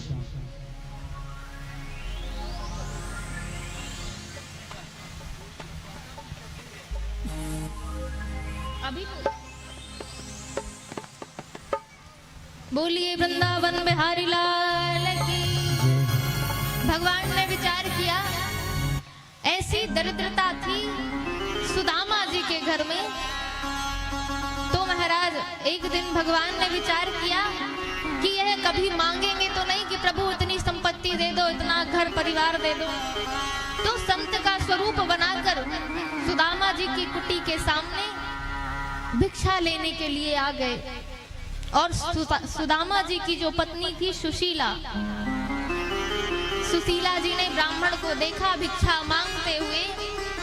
उसी समय सुशीला ने कहा कि प्रभु भिक्षा तो तब देंगे जब घर में कुछ हो, घर में तो कुछ है ही नहीं तो क्या भिक्षा दें। और यह बात सुनते ही महात्मा जी ने कहा, ओहो ऐसी बात है, अब तुम्हारे जो पति देव हैं वह द्वारिका नाथ के मित्र हैं, और द्वारिका नाथ का जो मित्र है वह इतना दरिद्री, ऐसा कैसे हो सकता है। और इतना कहते ही संत महात्मा वहां से चल पड़े। और जैसे ही सुशीला जी को पता चला कि मेरे जो पति देव हैं महाराज ये द्वारिका नाथ के मित्र हैं, अब द्वारिका नाथ के मित्र हैं तो जो मेरे पति हैं, अगर मैं उनसे बोलूं कि आप द्वारिका नाथ से मिलने जाइए तो मेरी बात मानेंगे। और महाराज सुदामा जी जैसे कुटी में आए तो सुदामा जी की पत्नी ने पूछा कि हे भगवान आप यह बताइए कि आपके जो मित्र हैं क्या द्वारिका नाथ हैं। तो सुदामा जी ने कहा, अरे देवी आपको कैसे पता कि मेरे मित्र सुदामा जी कहते हैं कि आपको कैसे पता कि मेरे मित्र द्वारिका नाथ हैं। अरे सरकार जहां से भी जैसे भी पता हुआ हो चला हो, पर आप हाँ ना में उत्तर दीजिए कि आपके द्वारिका नाथ मित्र है कि नहीं है। बोले हाँ बिल्कुल है। तो सरकार आप मिलने, आपने मुझे तो कभी नहीं बताया, आपको बताना चाहिए। तो सुदामा जी ने कहा, देवी मैं ये बात कभी किसी को नहीं बताया और ना ही बताता हूँ। इसलिए नहीं बताता कि मैं कहाँ दरिद्री, मैं कहाँ गरीब, और वह द्वारिका का नाथ है, द्वारिका का राजा है। कौन मानेगा कि मैं श्री कृष्ण का मित्र हूँ, कोई नहीं मानेगा। और जिससे भी बताऊंगा तो वह भी उपहास परिहास ही उड़ाएगा, इसीलिए मैं किससे बताऊं, इसलिए मैं किसी से नहीं बताता। और महाराज सुशीला जी ने कहा कि नाथ मेरा निवेदन है कि आप अपने मित्र से मिलने के लिए, दर्शन के लिए आप जरूर जाएं। और आप सभी के बीच विशेष सूचना, श्री मृगेंद्र सिंह परिहार जी द्वारा ग्रामीण वृद्धजन सम्मान हेतु साड़ियां, चूड़ी, बिंदी एवं ग्लास वितरण कार्यक्रम होगा, इसी बीच में होगा। तो बोलिए वृंदावन बिहारी लाल की जय। सुशीला बार बार आज सुदामा जी से कहती है, भगवान आप श्री कृष्ण के दर्शन करने के लिए जाइए। और जब कृष्ण के दर्शन की लालसा तो है ही सुदामा जी को, सुदामा जी ने जब उचित अवसर जाना तो सुदामा जी ने कहा, अरे देवी तुम भेज तो रही हो कि जाओ अपने मित्र से मिलाओ, परंतु मित्र के यहाँ खाली हाथ नहीं जाना चाहिए। तो कुछ ऐसा हो तो आप दे दीजिए, क्योंकि मैं खाली हाथ तो जाऊंगा नहीं। तो सुशीला 2-4 घर गई और एक एक मुट्ठी चावल लेकर आई, परंतु जीर्ण शीर्ण सा कुटिया में देखा कि उसको बांधने के लिए कपड़ा, एक वस्त्र भी नहीं है। अब आप लोग सोचिए कि सुशीला जी के, सुदामा जी के कितनी गरीबी थी। और ढूंढते ढूंढते एक जीर्ण शीर्ण सी साड़ी का टुकड़ा मिला, उसको दोहराते तिहराते हुए, छिद्रों को भरते हुए वह 4 मुट्ठी चावल भर दिए और पोटली सुदामा जी को दे दी। अब सुदामा जी चल पड़े भगवान का स्मरण करते हुए। और सुदामा जी महाराज जैसे ही चल पड़े, बेचारे थक गए, भूख प्यास से व्याकुल हो गए, तो सघन वृक्ष की छाया में वह बैठ गए और कहते हैं, सरकार आपकी जो नगरी है वह बड़ी दूर है, आपकी जो नगरी है वह दूर है। दूर नगरी बड़ी दूर नगरी, दूर नगरी बड़ी दूर नगरी, वो कैसे आऊं नंद लाला, कैसे आऊं नंद लाला, तेरी दूर नगरी। बड़ी दूर नगरी, हाँ दूर नगरी रे, बड़ी दूर नगरी।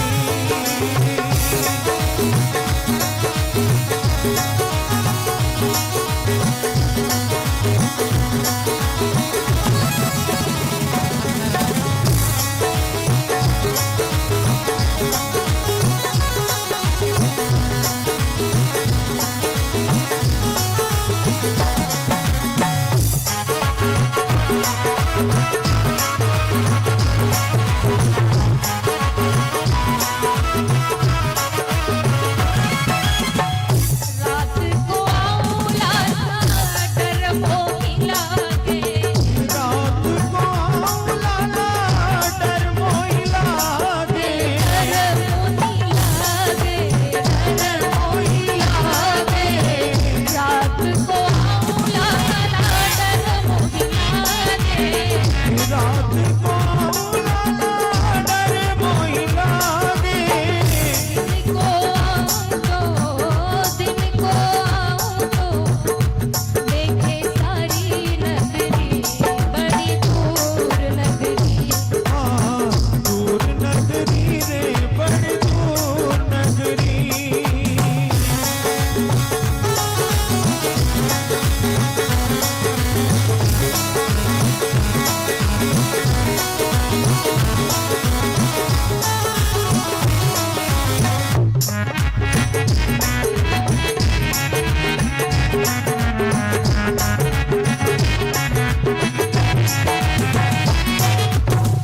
इस प्रकार से सुदामा जी विचार कर रहे हैं कि लाला तेरी कितनी दूर नगरी है।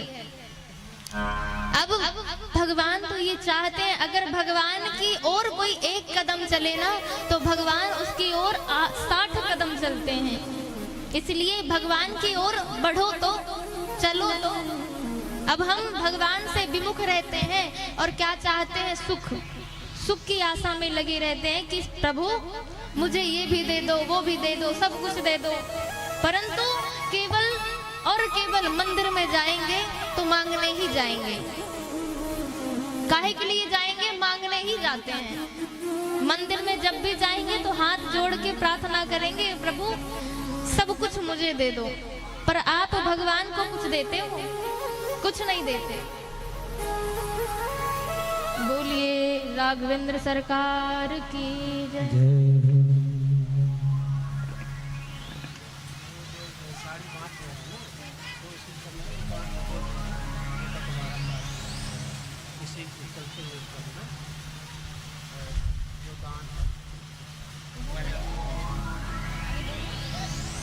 एक बार उनको दे दी वो अनाउंसमेंट। हालांकि बोल दिए अनाउंसमेंट हो गया, एक बार और बोल दीजिए। सम्माननीय श्री मृगेंद्र सिंह परिहार जी द्वारा ग्रामीण वृद्धजन सम्मान हेतु साड़ियां, चूड़ी, बिंदी एवं ग्लास वितरण का कार्यक्रम रखा गया है। तो कुछ ही समय के पश्चात वह कार्य किया जाएगा।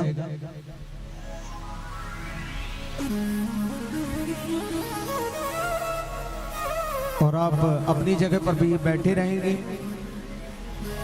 एक बार सभी लोग जोरदार जयकारा लगाएं भाई। बोलिए राधा रानी सरकार की, बोलिए बांके बिहारी लाल की। इस प्रकार से भगवान का अपने मित्र को स्मरण करते हुए आज सुदामा जी जैसे ही उनकी आंख खुली तो वह उठ गए। और जैसे ही उठे तो महाराज एक व्यक्ति से पूछा, अरे यह तो बताओ कि द्वारिकापुरी अभी यहाँ से कितनी दूर है? तो वह व्यक्ति हंसने लगा और कहा, ब्राह्मण देवता आप द्वारिकापुरी पूछ रहे हो कि कितना दूर है? आप द्वारिकापुरी में ही खड़े हो, यहाँ से दूर नहीं है द्वारिकापुरी, यही द्वारिकापुरी है। उस ब्राह्मण, उस मनुष्य ने, उस व्यक्ति ने कहा कि यही द्वारिकापुरी है। तो द्वारिकानाथ का पता पूछते हैं सुदामा जी, कहते हैं कि मेरा सखा कन्हैया, कन्हैया का महल, कन्हैया का भवन कहाँ है। तो उस दूत ने कहा, अरे तुम द्वारिकाधीश के बारे में बात कर रहे हो, और ऐसे कि कन्हैया, उनको तो अलंकार के साथ कि श्याम सुंदर यहाँ के राजा हैं, सम्मान के साथ नाम लो। तो महाराज सुदामा जी कहते हैं कि देखो भैया, वह मेरा सखा है। और दूत आए बाहर, और जैसे ही कन्हैया को पता चला कि सुदामा जी आए हैं, सुदामा जी कन्हैया सिंहासन में ही आरूढ़ थे, उसी समय उनके दूतों ने कहा कि आपका सखा सुदामा आया है। सुदामा का नाम सुनते ही आज श्याम सुंदर दौड़ पड़े, ना ही मुकुट लगाया, कहीं पटका गिरा, कहीं उनके जो अस्त कपड़े थे, वस्त्र थे, अस्त व्यस्त हो गए। आज दौड़ पड़े और क्या कहा, देखो देखो ये गरीबी, गरीबी का हाल। आज सुदामा का नाम सुनकर भगवान दौड़ पड़े, और ना ही अपना पटका देखा, ना ही अपने वस्त्र देखे, दौड़ते दौड़ते द्वार पर पहुंच गए। देखो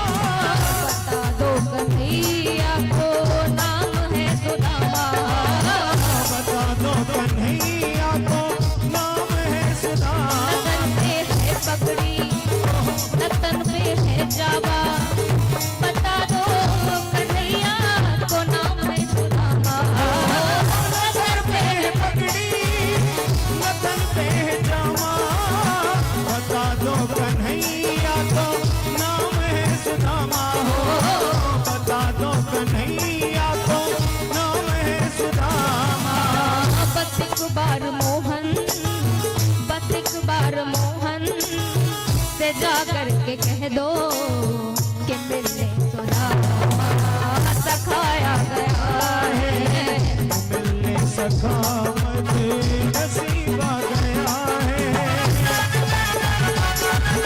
सभी लोग तालियों की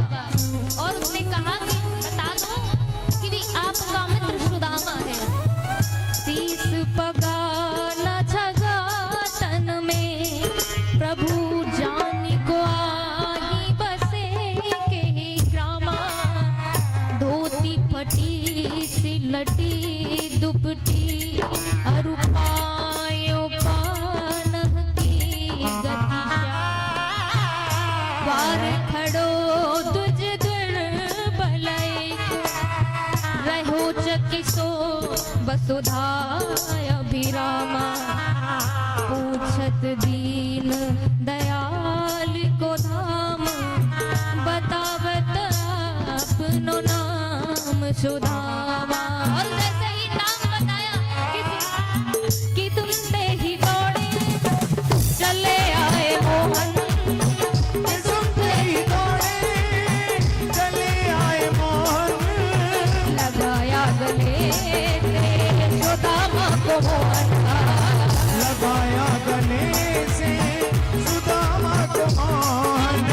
कि सुनते ही दौड़े चले आए मोहन, लगाया गले से सुदामा को मोहन। लगाया गले से सुदामा को मोहन। कि सुनते ही दौड़े चले आए मोहन, दौड़े सुनते ही दौड़े चले आए मोहन, लगाया गले से सुदामा को मोहन। सुनते ही दौड़े चले आए मोहन, लगाया गले से सुदामा को मोहन।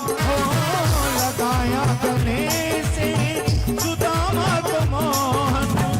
हुआ रुक्मणी को हुआ रुक्मणी को अजब ही अचंभा, कि मेहमान कैसा गरीब आ गया है, मेहमान कैसा गरीब आ गया है। हरे द्वार पालो कन्हैया से कह दो, हरे द्वार पालो उस कन्हैया से कह दो। दर पे सुदामा सखाया गया है, उधर पे सुदामा सखाया गया है।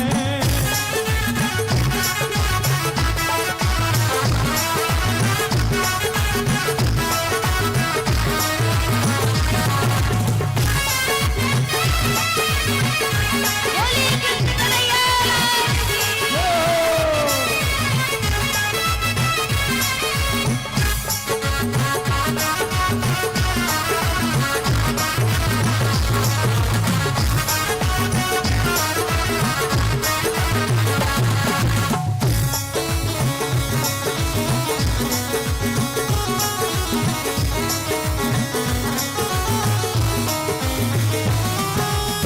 बराबर पे अपने सुदामा बिठाए, बराबर में अपने सुदामा बैठाए। चरण आंसुओं से श्याम ने दुलाए, चरण आंसुओं से श्याम ने दुलाए। बराबर से अपने सुदामा बैठाए, चरण आंसुओं से श्याम ने दुलाए, बराबर में अपने सुदामा बैठाए। चरण आंसुओं से श्याम ने दुलाए। चरण आंसुओं से श्याम ने दुलाए। न घबराओ प्यारे, न घबराओ प्यारे, जरा तुम सुदामा खुशी का समा गवीरा गया है, का समा तेरे करीब आ गया है।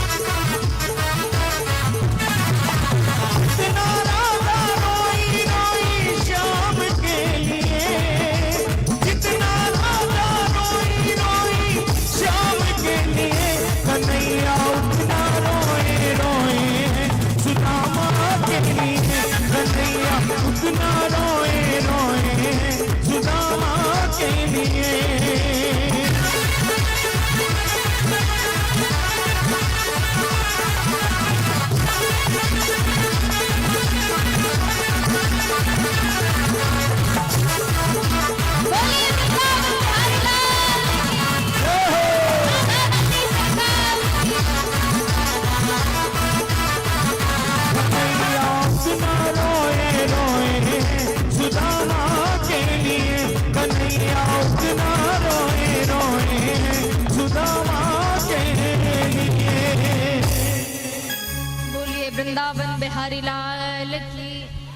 आज श्री श्याम सुंदर सुदामा जी को अपने आसन में ही आरूढ़ कर दिया, सिंहासन पर ही बैठा दिया और उनके चरणों को अपनी गोद में रख लिया और रुक्मणी जी से कहा कि अरे देवी, इनके लिए परात और जल लेकर आओ चरण पखारने के लिए।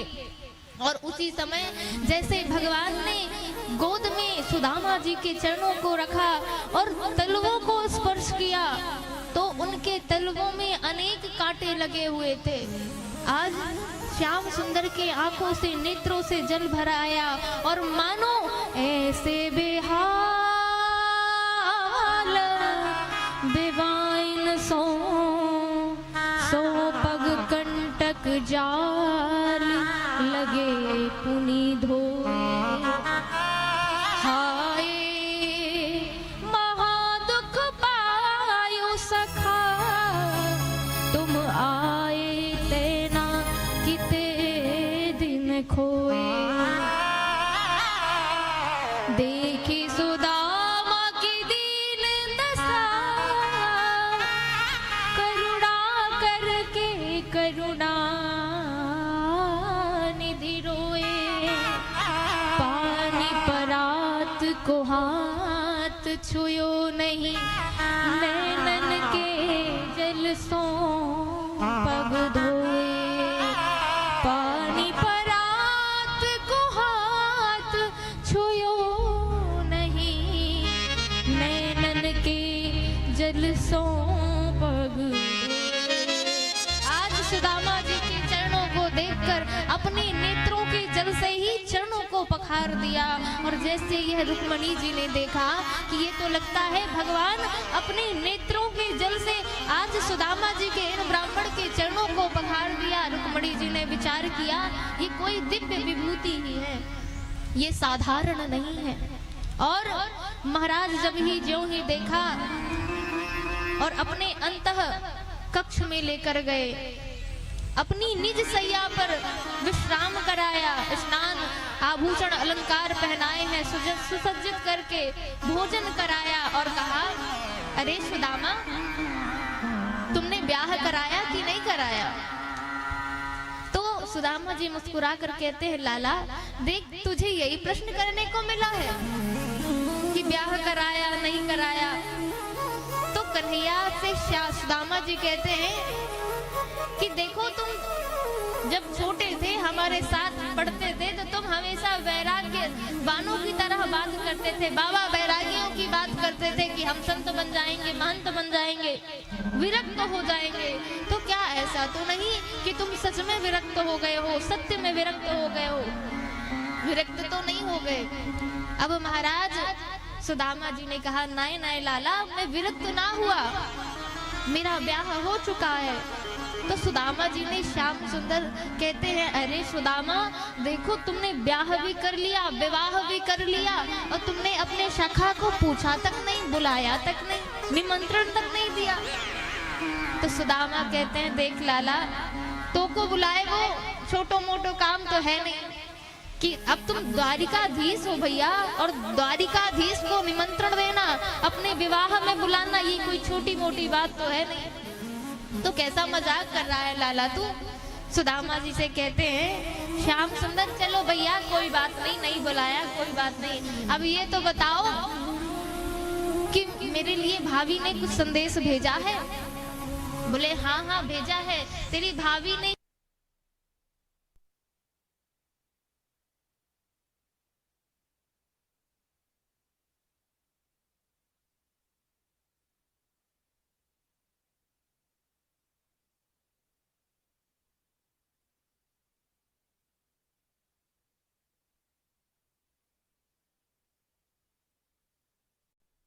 जाओ जब तुम गए आए हो।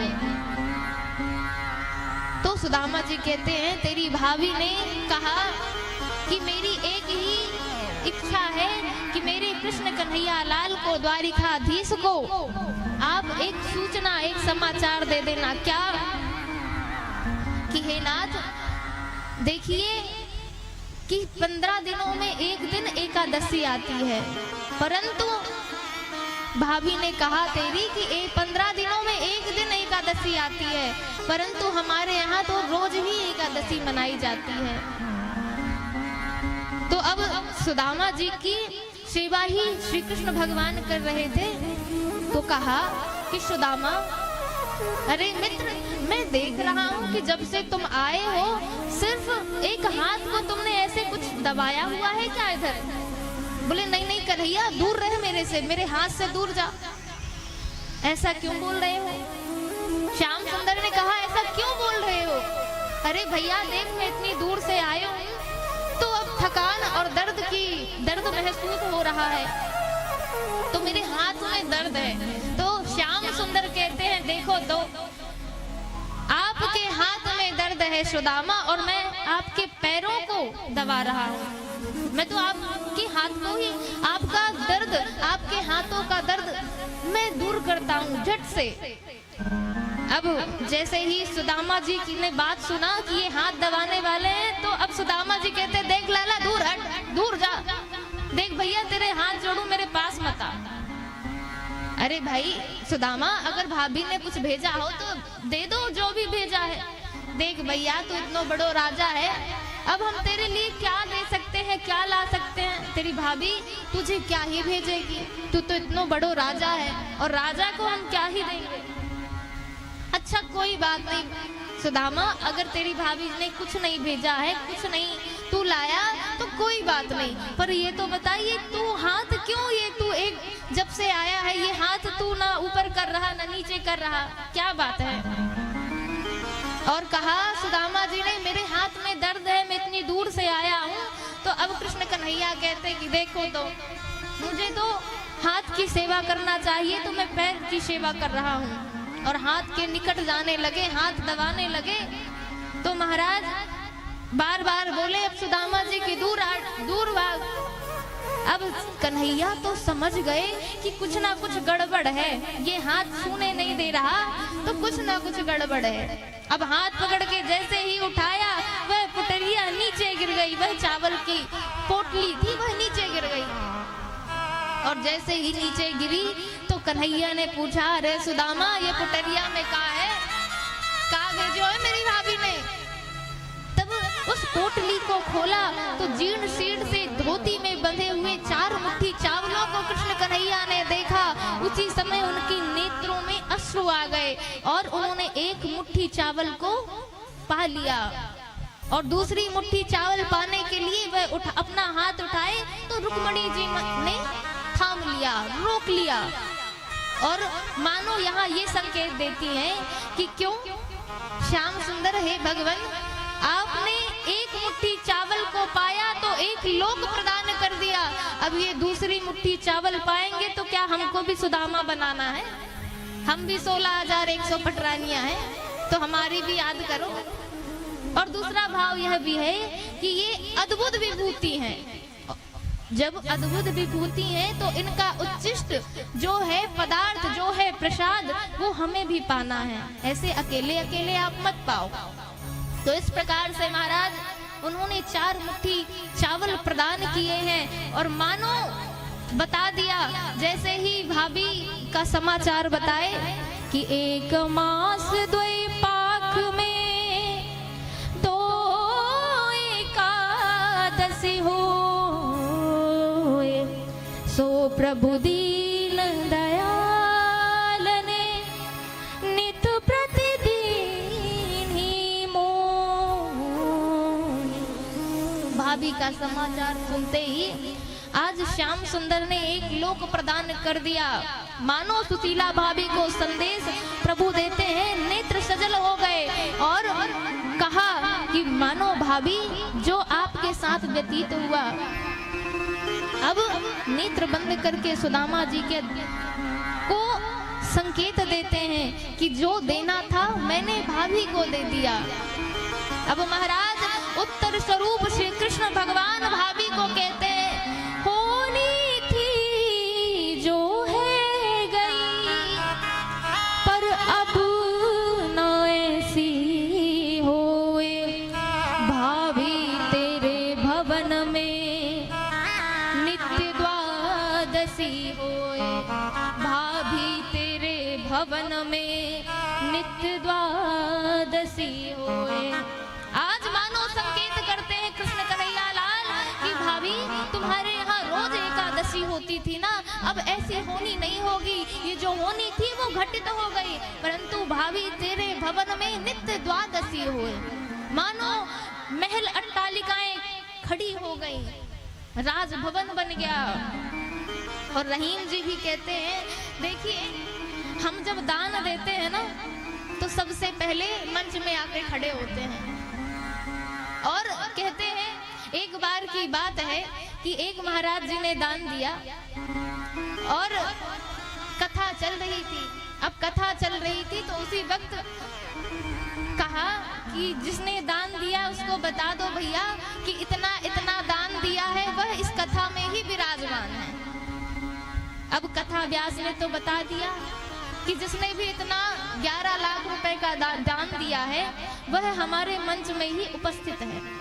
अब उसको दानी को फिर भी समझ में ना आए, कोई उसकी तरफ देखे ना, तो अब कान में फिर उसने कहा कि महाराज जी जरा ये बोल दीजिए कि वो हमारे मंच में ही बैठा हुआ है, विराजमान है।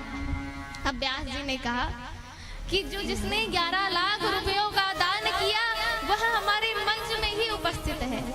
अब उसको फिर भी संतुष्टि ना मिली तो महाराज जी के पास फिर गया और बोला कि महाराज जी ऐसा कह दीजिए कि जिसने 11 लाख का दान किया वह पीला कुर्ता पहने हुए है और मंच में ही उपस्थित है। अब महाराज जी ने कहा, देखो भैया जिसने 11 लाख का दान दिया है वह पीले कपड़े में मंच में ही उपस्थित है। अब उस व्यक्ति को फिर भी संतुष्टि ना मिली तो कहता है, सरकार आप एक काम करिए कि आप मेरा नाम बोल दीजिए। तो अब व्यास जी बड़े गुस्से में क्रोधित होकर बोले कि भैया तुम ये क्यों नहीं कहते कि तुम एक एक बार आकर कहते हो, कहीं कपड़े के बारे में बताओ, कहीं मंच में विराजमान है, तुम खुद ही अपना जय घोष कर लो, तुम खुद ही अनाउंसमेंट कर लो, हमारी क्या जरूरत है, तुम्हें आते हुए तो वैसे भी लोग देख रहे हैं। अब महाराज जी ऐसी ही होती है हमारी आपकी कंडीशन, हमारी आपकी दशा भी यही है। देखिए ये कथा का दृष्टांत है तो छोटा, पर हम लोगों के ऊपर भी यही बात लागू होती है। अगर हम थोड़ा सा भी दान देते हैं ना तो ये कहते हैं कि अरे मैंने तो इतना दान दिया, इतना दान दिया, ये भी दान दिया, वो भी दान दिया। अरे भैया जब तुमको स्वयं ही बता लेना है, जब तुम्हें गोपनीय रखना ही नहीं है तो फिर ये कैसा दान हुआ?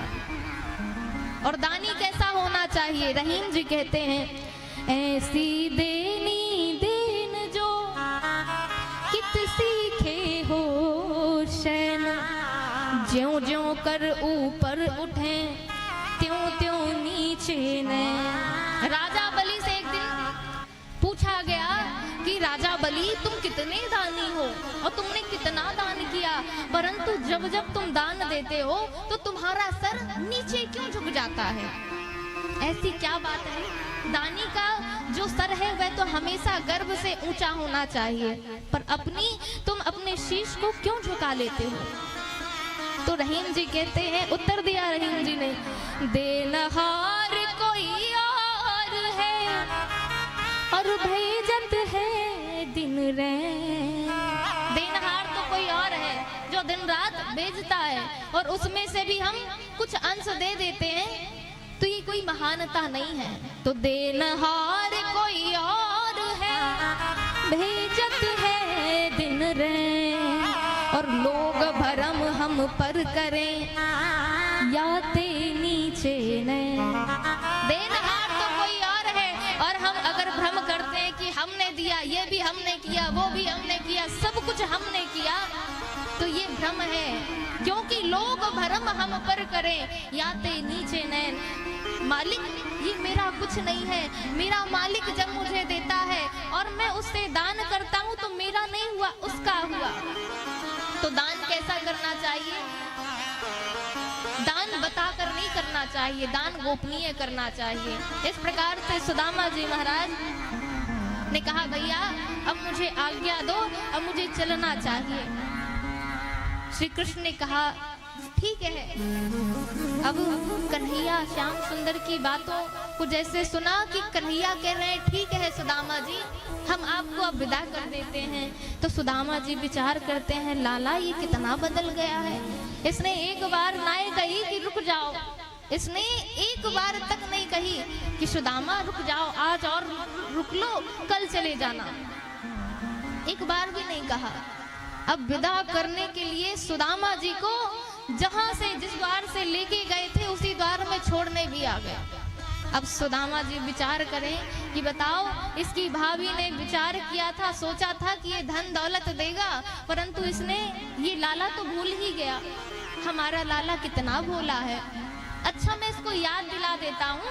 अच्छा लाला यह तो बता, जिस प्रकार मैं तेरे द्वार पर आया, तुझसे मिलने आया, तो तेरी भाभी ने समाचार दिया, तो अब मैं जब जाऊंगा तेरी भाभी पूछेगी कि कन्हैया ने मुझे क्या कहा, तो मैं क्या जवाब दूंगा।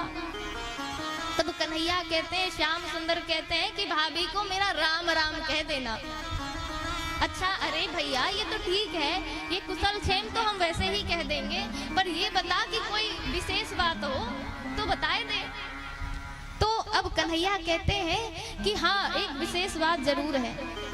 अब सुदामा जी खुश हो गए कि कहेगा कुछ देगा, परंतु आज सुदामा जी से कन्हैया कहते हैं कि खास बात यह है कि भाभी से कह देना कि जब तुम यहाँ द्वारिका आओ ना तो भाभी को लेकर आना। अब महाराज सुदामा जी का मुंह लटक गया कि भाई ये तो अंतिम विदा दे ही चुके हैं, ये कुछ देने देने वाले नहीं हैं। और ठीक है कन्हैया, अब भगवान ने चाहा तो भाभी के साथ ही मुलाकात होगी। इस प्रकार कहकर चल दिए और रास्ते में विचार करते जा रहे हैं कि कन्हैया ने मुझे कुछ दिया नहीं, ऐसा नहीं है। कन्हैया जानते हैं, भगवान जानते हैं कि कोई दरिद्र अगर लाखों की मणि प्राप्त कर ले, करोड़ों रुपए एक गरीब प्राप्त कर ले, तो उसे अहम आ जाता है, तो मैं तो दरिद्री हूँ। क्वा हम दरिद्र पापिया, क्वा कृष्ण श्रीनिकेतनः, ब्रह्म बंधुरितिष्मः, बाहुभ्याम परिरंभितः। मैं तो पापी हूँ और भगवान अगर मुझे सब कुछ दे देते तो मुझे अहंकार हो जाता, और कोई गरीब पैसा अगर पा लेता है तो वह उस प्रतिष्ठा को, उस पद को, उस पैसे को मिस यूज करता है, गलत यूज करता है। इसलिए महाराज भगवान ने मुझे पैसा नहीं दिया, मुझे धन नहीं दिया, इस प्रकार का सोच कर ही रहे थे, तभी महाराज सुदामा जी की कुटिया आ गई। जहाँ पर सुदामा जी की कुटिया बनी हुई थी वहां पर अट्टालिकाएं बन गई, सुंदर सुंदर भवन बन गए, सुंदर सुंदर महल बन गए। और महलों को देखा तो सुदामा जी ने विचार किया कि मुझे तो ऐसा लगता है मैं गलत जगह आ गया हूँ। सुदामा जी को लगा कि मैं गलत जगह आ गया हूँ।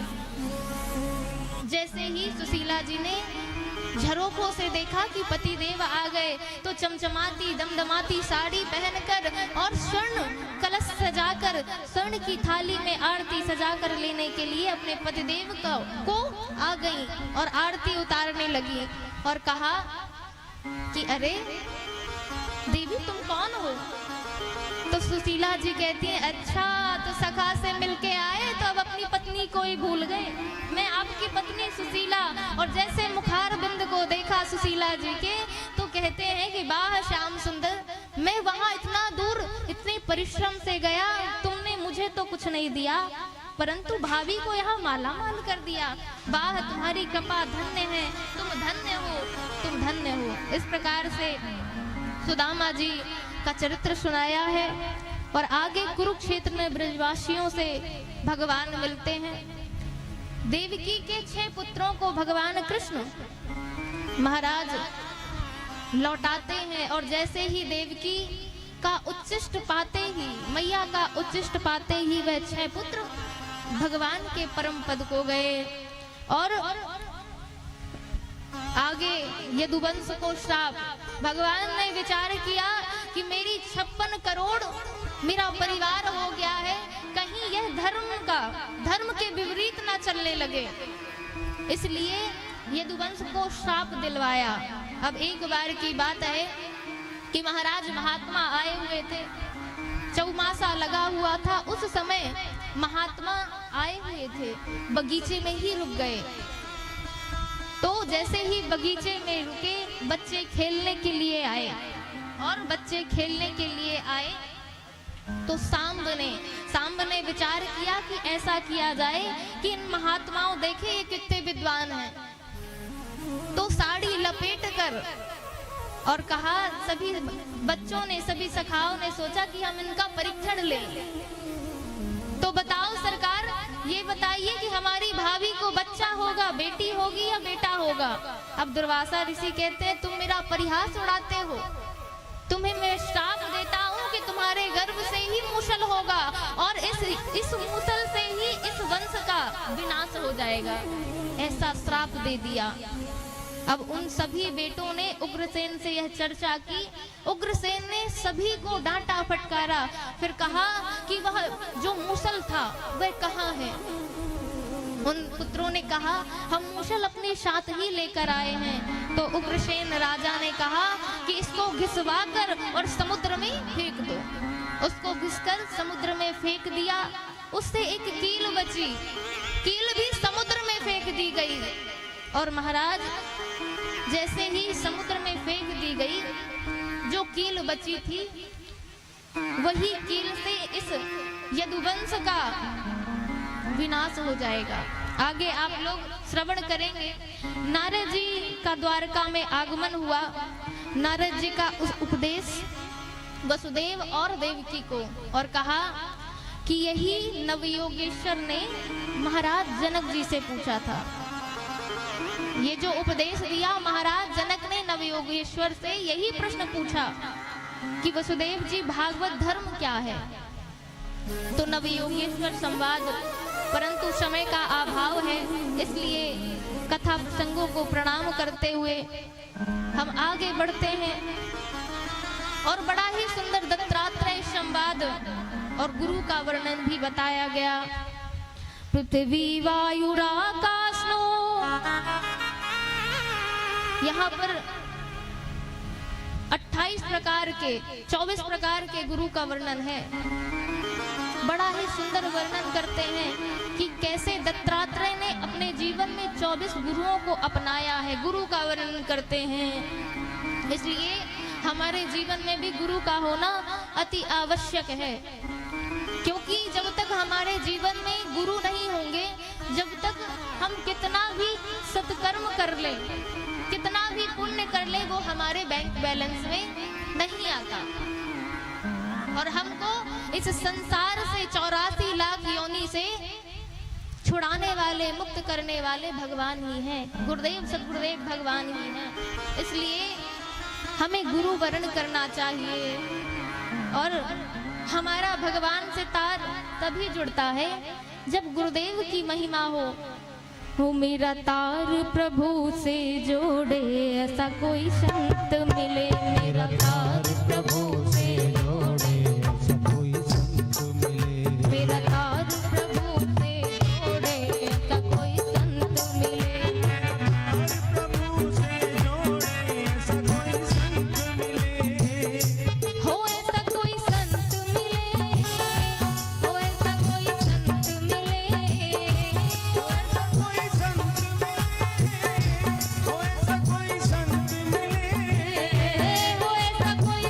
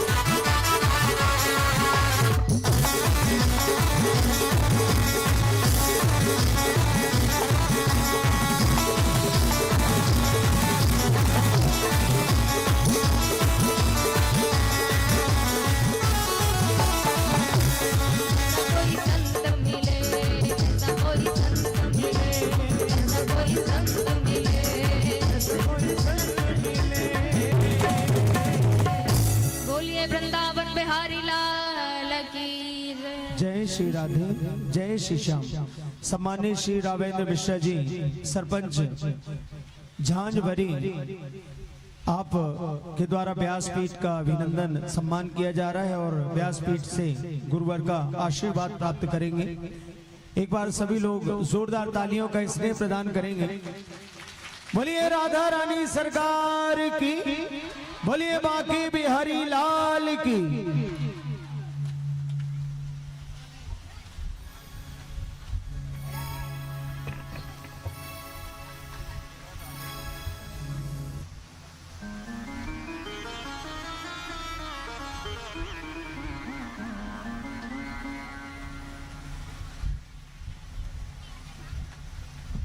बोलिए वृंदावन बिहारी लाल की जय। दत्तात्रेय जी ने 24 गुरु बनाए और इस प्रकार से वेद स्तुति नारकूट छंद में की है। बद्ध और मुक्त का स्वरूप भी समझाया है। हंसो उपाख्यान भी उस तत्व का वर्णन किया। विभूति योग ये सब विस्तार पूर्वक बताया और अपनी चरण पादुका देकर बद्रीनाथ विदा कर दिया कि बद्रीनाथ जाओ और मेरी कीर्ति कौमुदी का विस्तार करो। अब भगवान परिवार को लेकर प्रवासक क्षेत्र पहुंचे, जहां पर द्वंद्व युद्ध हुआ।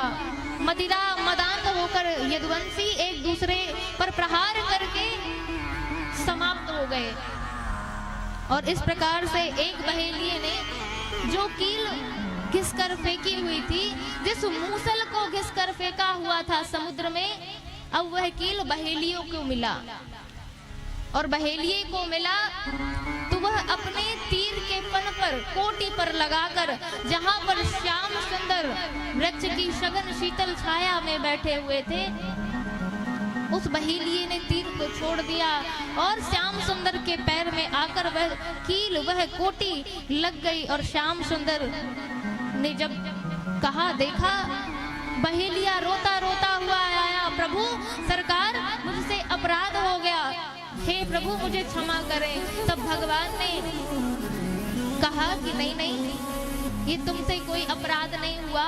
मम इच्छा कह दीन दयाला, ये मेरी ही इच्छा थी। और इस प्रकार से उस बहेलिये को अर्जुन के पास भेजा है। और महाराज आइए कथा विराम की ओर लेकर चलते हैं। इस प्रकार से भगवान श्री श्याम सुंदर अपने परम धाम को जाते हैं। अब सुखदेव जी महाराज परीक्षित जी से कहते हैं कि परीक्षित, ये कलयुग का धर्म है कि बड़े बड़े डकैत होंगे और उत्तम वही लोग शासन करेंगे, और जो ब्राह्मण अपने अपने धर्मों से विलग हो जाएगा और ये ब्राह्मणत्व है, वह अपने ब्राह्मणत्व को भूल जाएंगे। वेद शाखा सब विस्मृत हो जाएंगी और पुत्री कन्या, जो कन्या है वह किसी को भी पसंद करेगी और उसी से ब्याह कर लेगी। मैया बाबा की जरूरत ना पड़ेगी कि वर को देखें। जो भी विचार करेगी, जिसे भी पसंद करेगी, उससे भी विवाह करा लेगी। और ऐसे महाराज कलयुग की आयु है 4,32,000 और जब कलयुग के 800 वर्ष शेष बचेंगे, तब कल की भगवान उत्तर प्रदेश में मुरादाबाद जिले में संभल नाम के तहसील में विष्णु यश नामक ब्राह्मण के घर में भगवान कल की अवतार लेंगे। भगवान कल की का अवतार होगा। बोलिए कल की भगवान की जय। अब सुखदेव जी महाराज ने कहा, देखो परीक्षित, मैंने तुम्हें यह 18,000 श्लोकों की संहिता का वर्णन किया और जैसे ही वर्णन किया, अब सुखदेव जी महाराज उठकर जाने लगे कि अपने राम तो चले। तो सुखदेव जी से परीक्षित जी कहते हैं कि प्रभु आप तो जा रहे हैं, अब मेरा भी जाना तय हो गया कि तक्षक नाग डसेगा और मैं भी मर जाऊंगा। और जैसे ही सुखदेव जी महाराज ने परीक्षित की बातों को सुना है कि मर जाऊंगा, अरे परीक्षित, अभी तुमने ये 18,000 श्लोकों की संहिता को सुना, भय से मुक्त हो जाओ, तुम्हें अब मृत्यु नहीं आएगी। अहम ब्रह्म परम धामम ब्रह्माहम परमम पदम ब्रह्माहं परमं पदम्। एकम भागवतम शास्त्रम मुक्तिदानेन गर्जति। ये भागवत शास्त्र को तुमने श्रवण किया, अब तुम ये कह रहे हो कि मैं मर जाऊंगा। डांटते दपटते हुए कहा कि इस कथा को श्रवण करने के बाद अपने स्वरूप का, ये भागवत महापुराण आपके स्वरूप को परिचय देता है कि आपका स्वरूप क्या है। अब तो तुम भगवान के परम धाम को जाओगे। और भय मुक्त करके सुखदेव जी महाराज चल पड़े। और परीक्षित, मैंने तुम्हें 18,000 श्लोक और 335 अध्याय और 12 स्कंद श्रवण कराए हैं। आइए श्रीमद् भागवत महापुराण के विराम का अंतिम श्लोक, श्रीमद् भागवत महापुराण का अंतिम श्लोक आइए हम सभी लोग गुनगुनाएं और भगवान से प्रार्थना करें कि हे प्रभु, हमें इस भागवत श्रवण का यही फल दीजिए, क्योंकि हम इस संसार की कोई भी नश्वर वस्तु को प्राप्त करेंगे, मांगेंगे तो एक ना एक दिन छूट ही जानी है। तो हे प्रभु, आइए हम सब प्रार्थना करते हैं कि हमें अपना प्रेम दीजिए, हमें अपने चरणार विंद में हमारी मति गति लग जाए। हे भगवान, हमें अपना लीजिए। नाम संकीर्तनम यस्य, आप सभी लोग बोले। नाम संकीर्तन यस्य सर्व पाप प्रणाशनम, सर्व पाप प्रणाशनम, प्रणामो दुख शमनस। आप सभी लोग, आप लोगों की तो आवाज ही नहीं आ रही, आप सभी को बोलना है। नाम संकीर्तनम यस्य, सभी लोग हाथ उठा लेंगे। नाम संकीर्तनम यस्य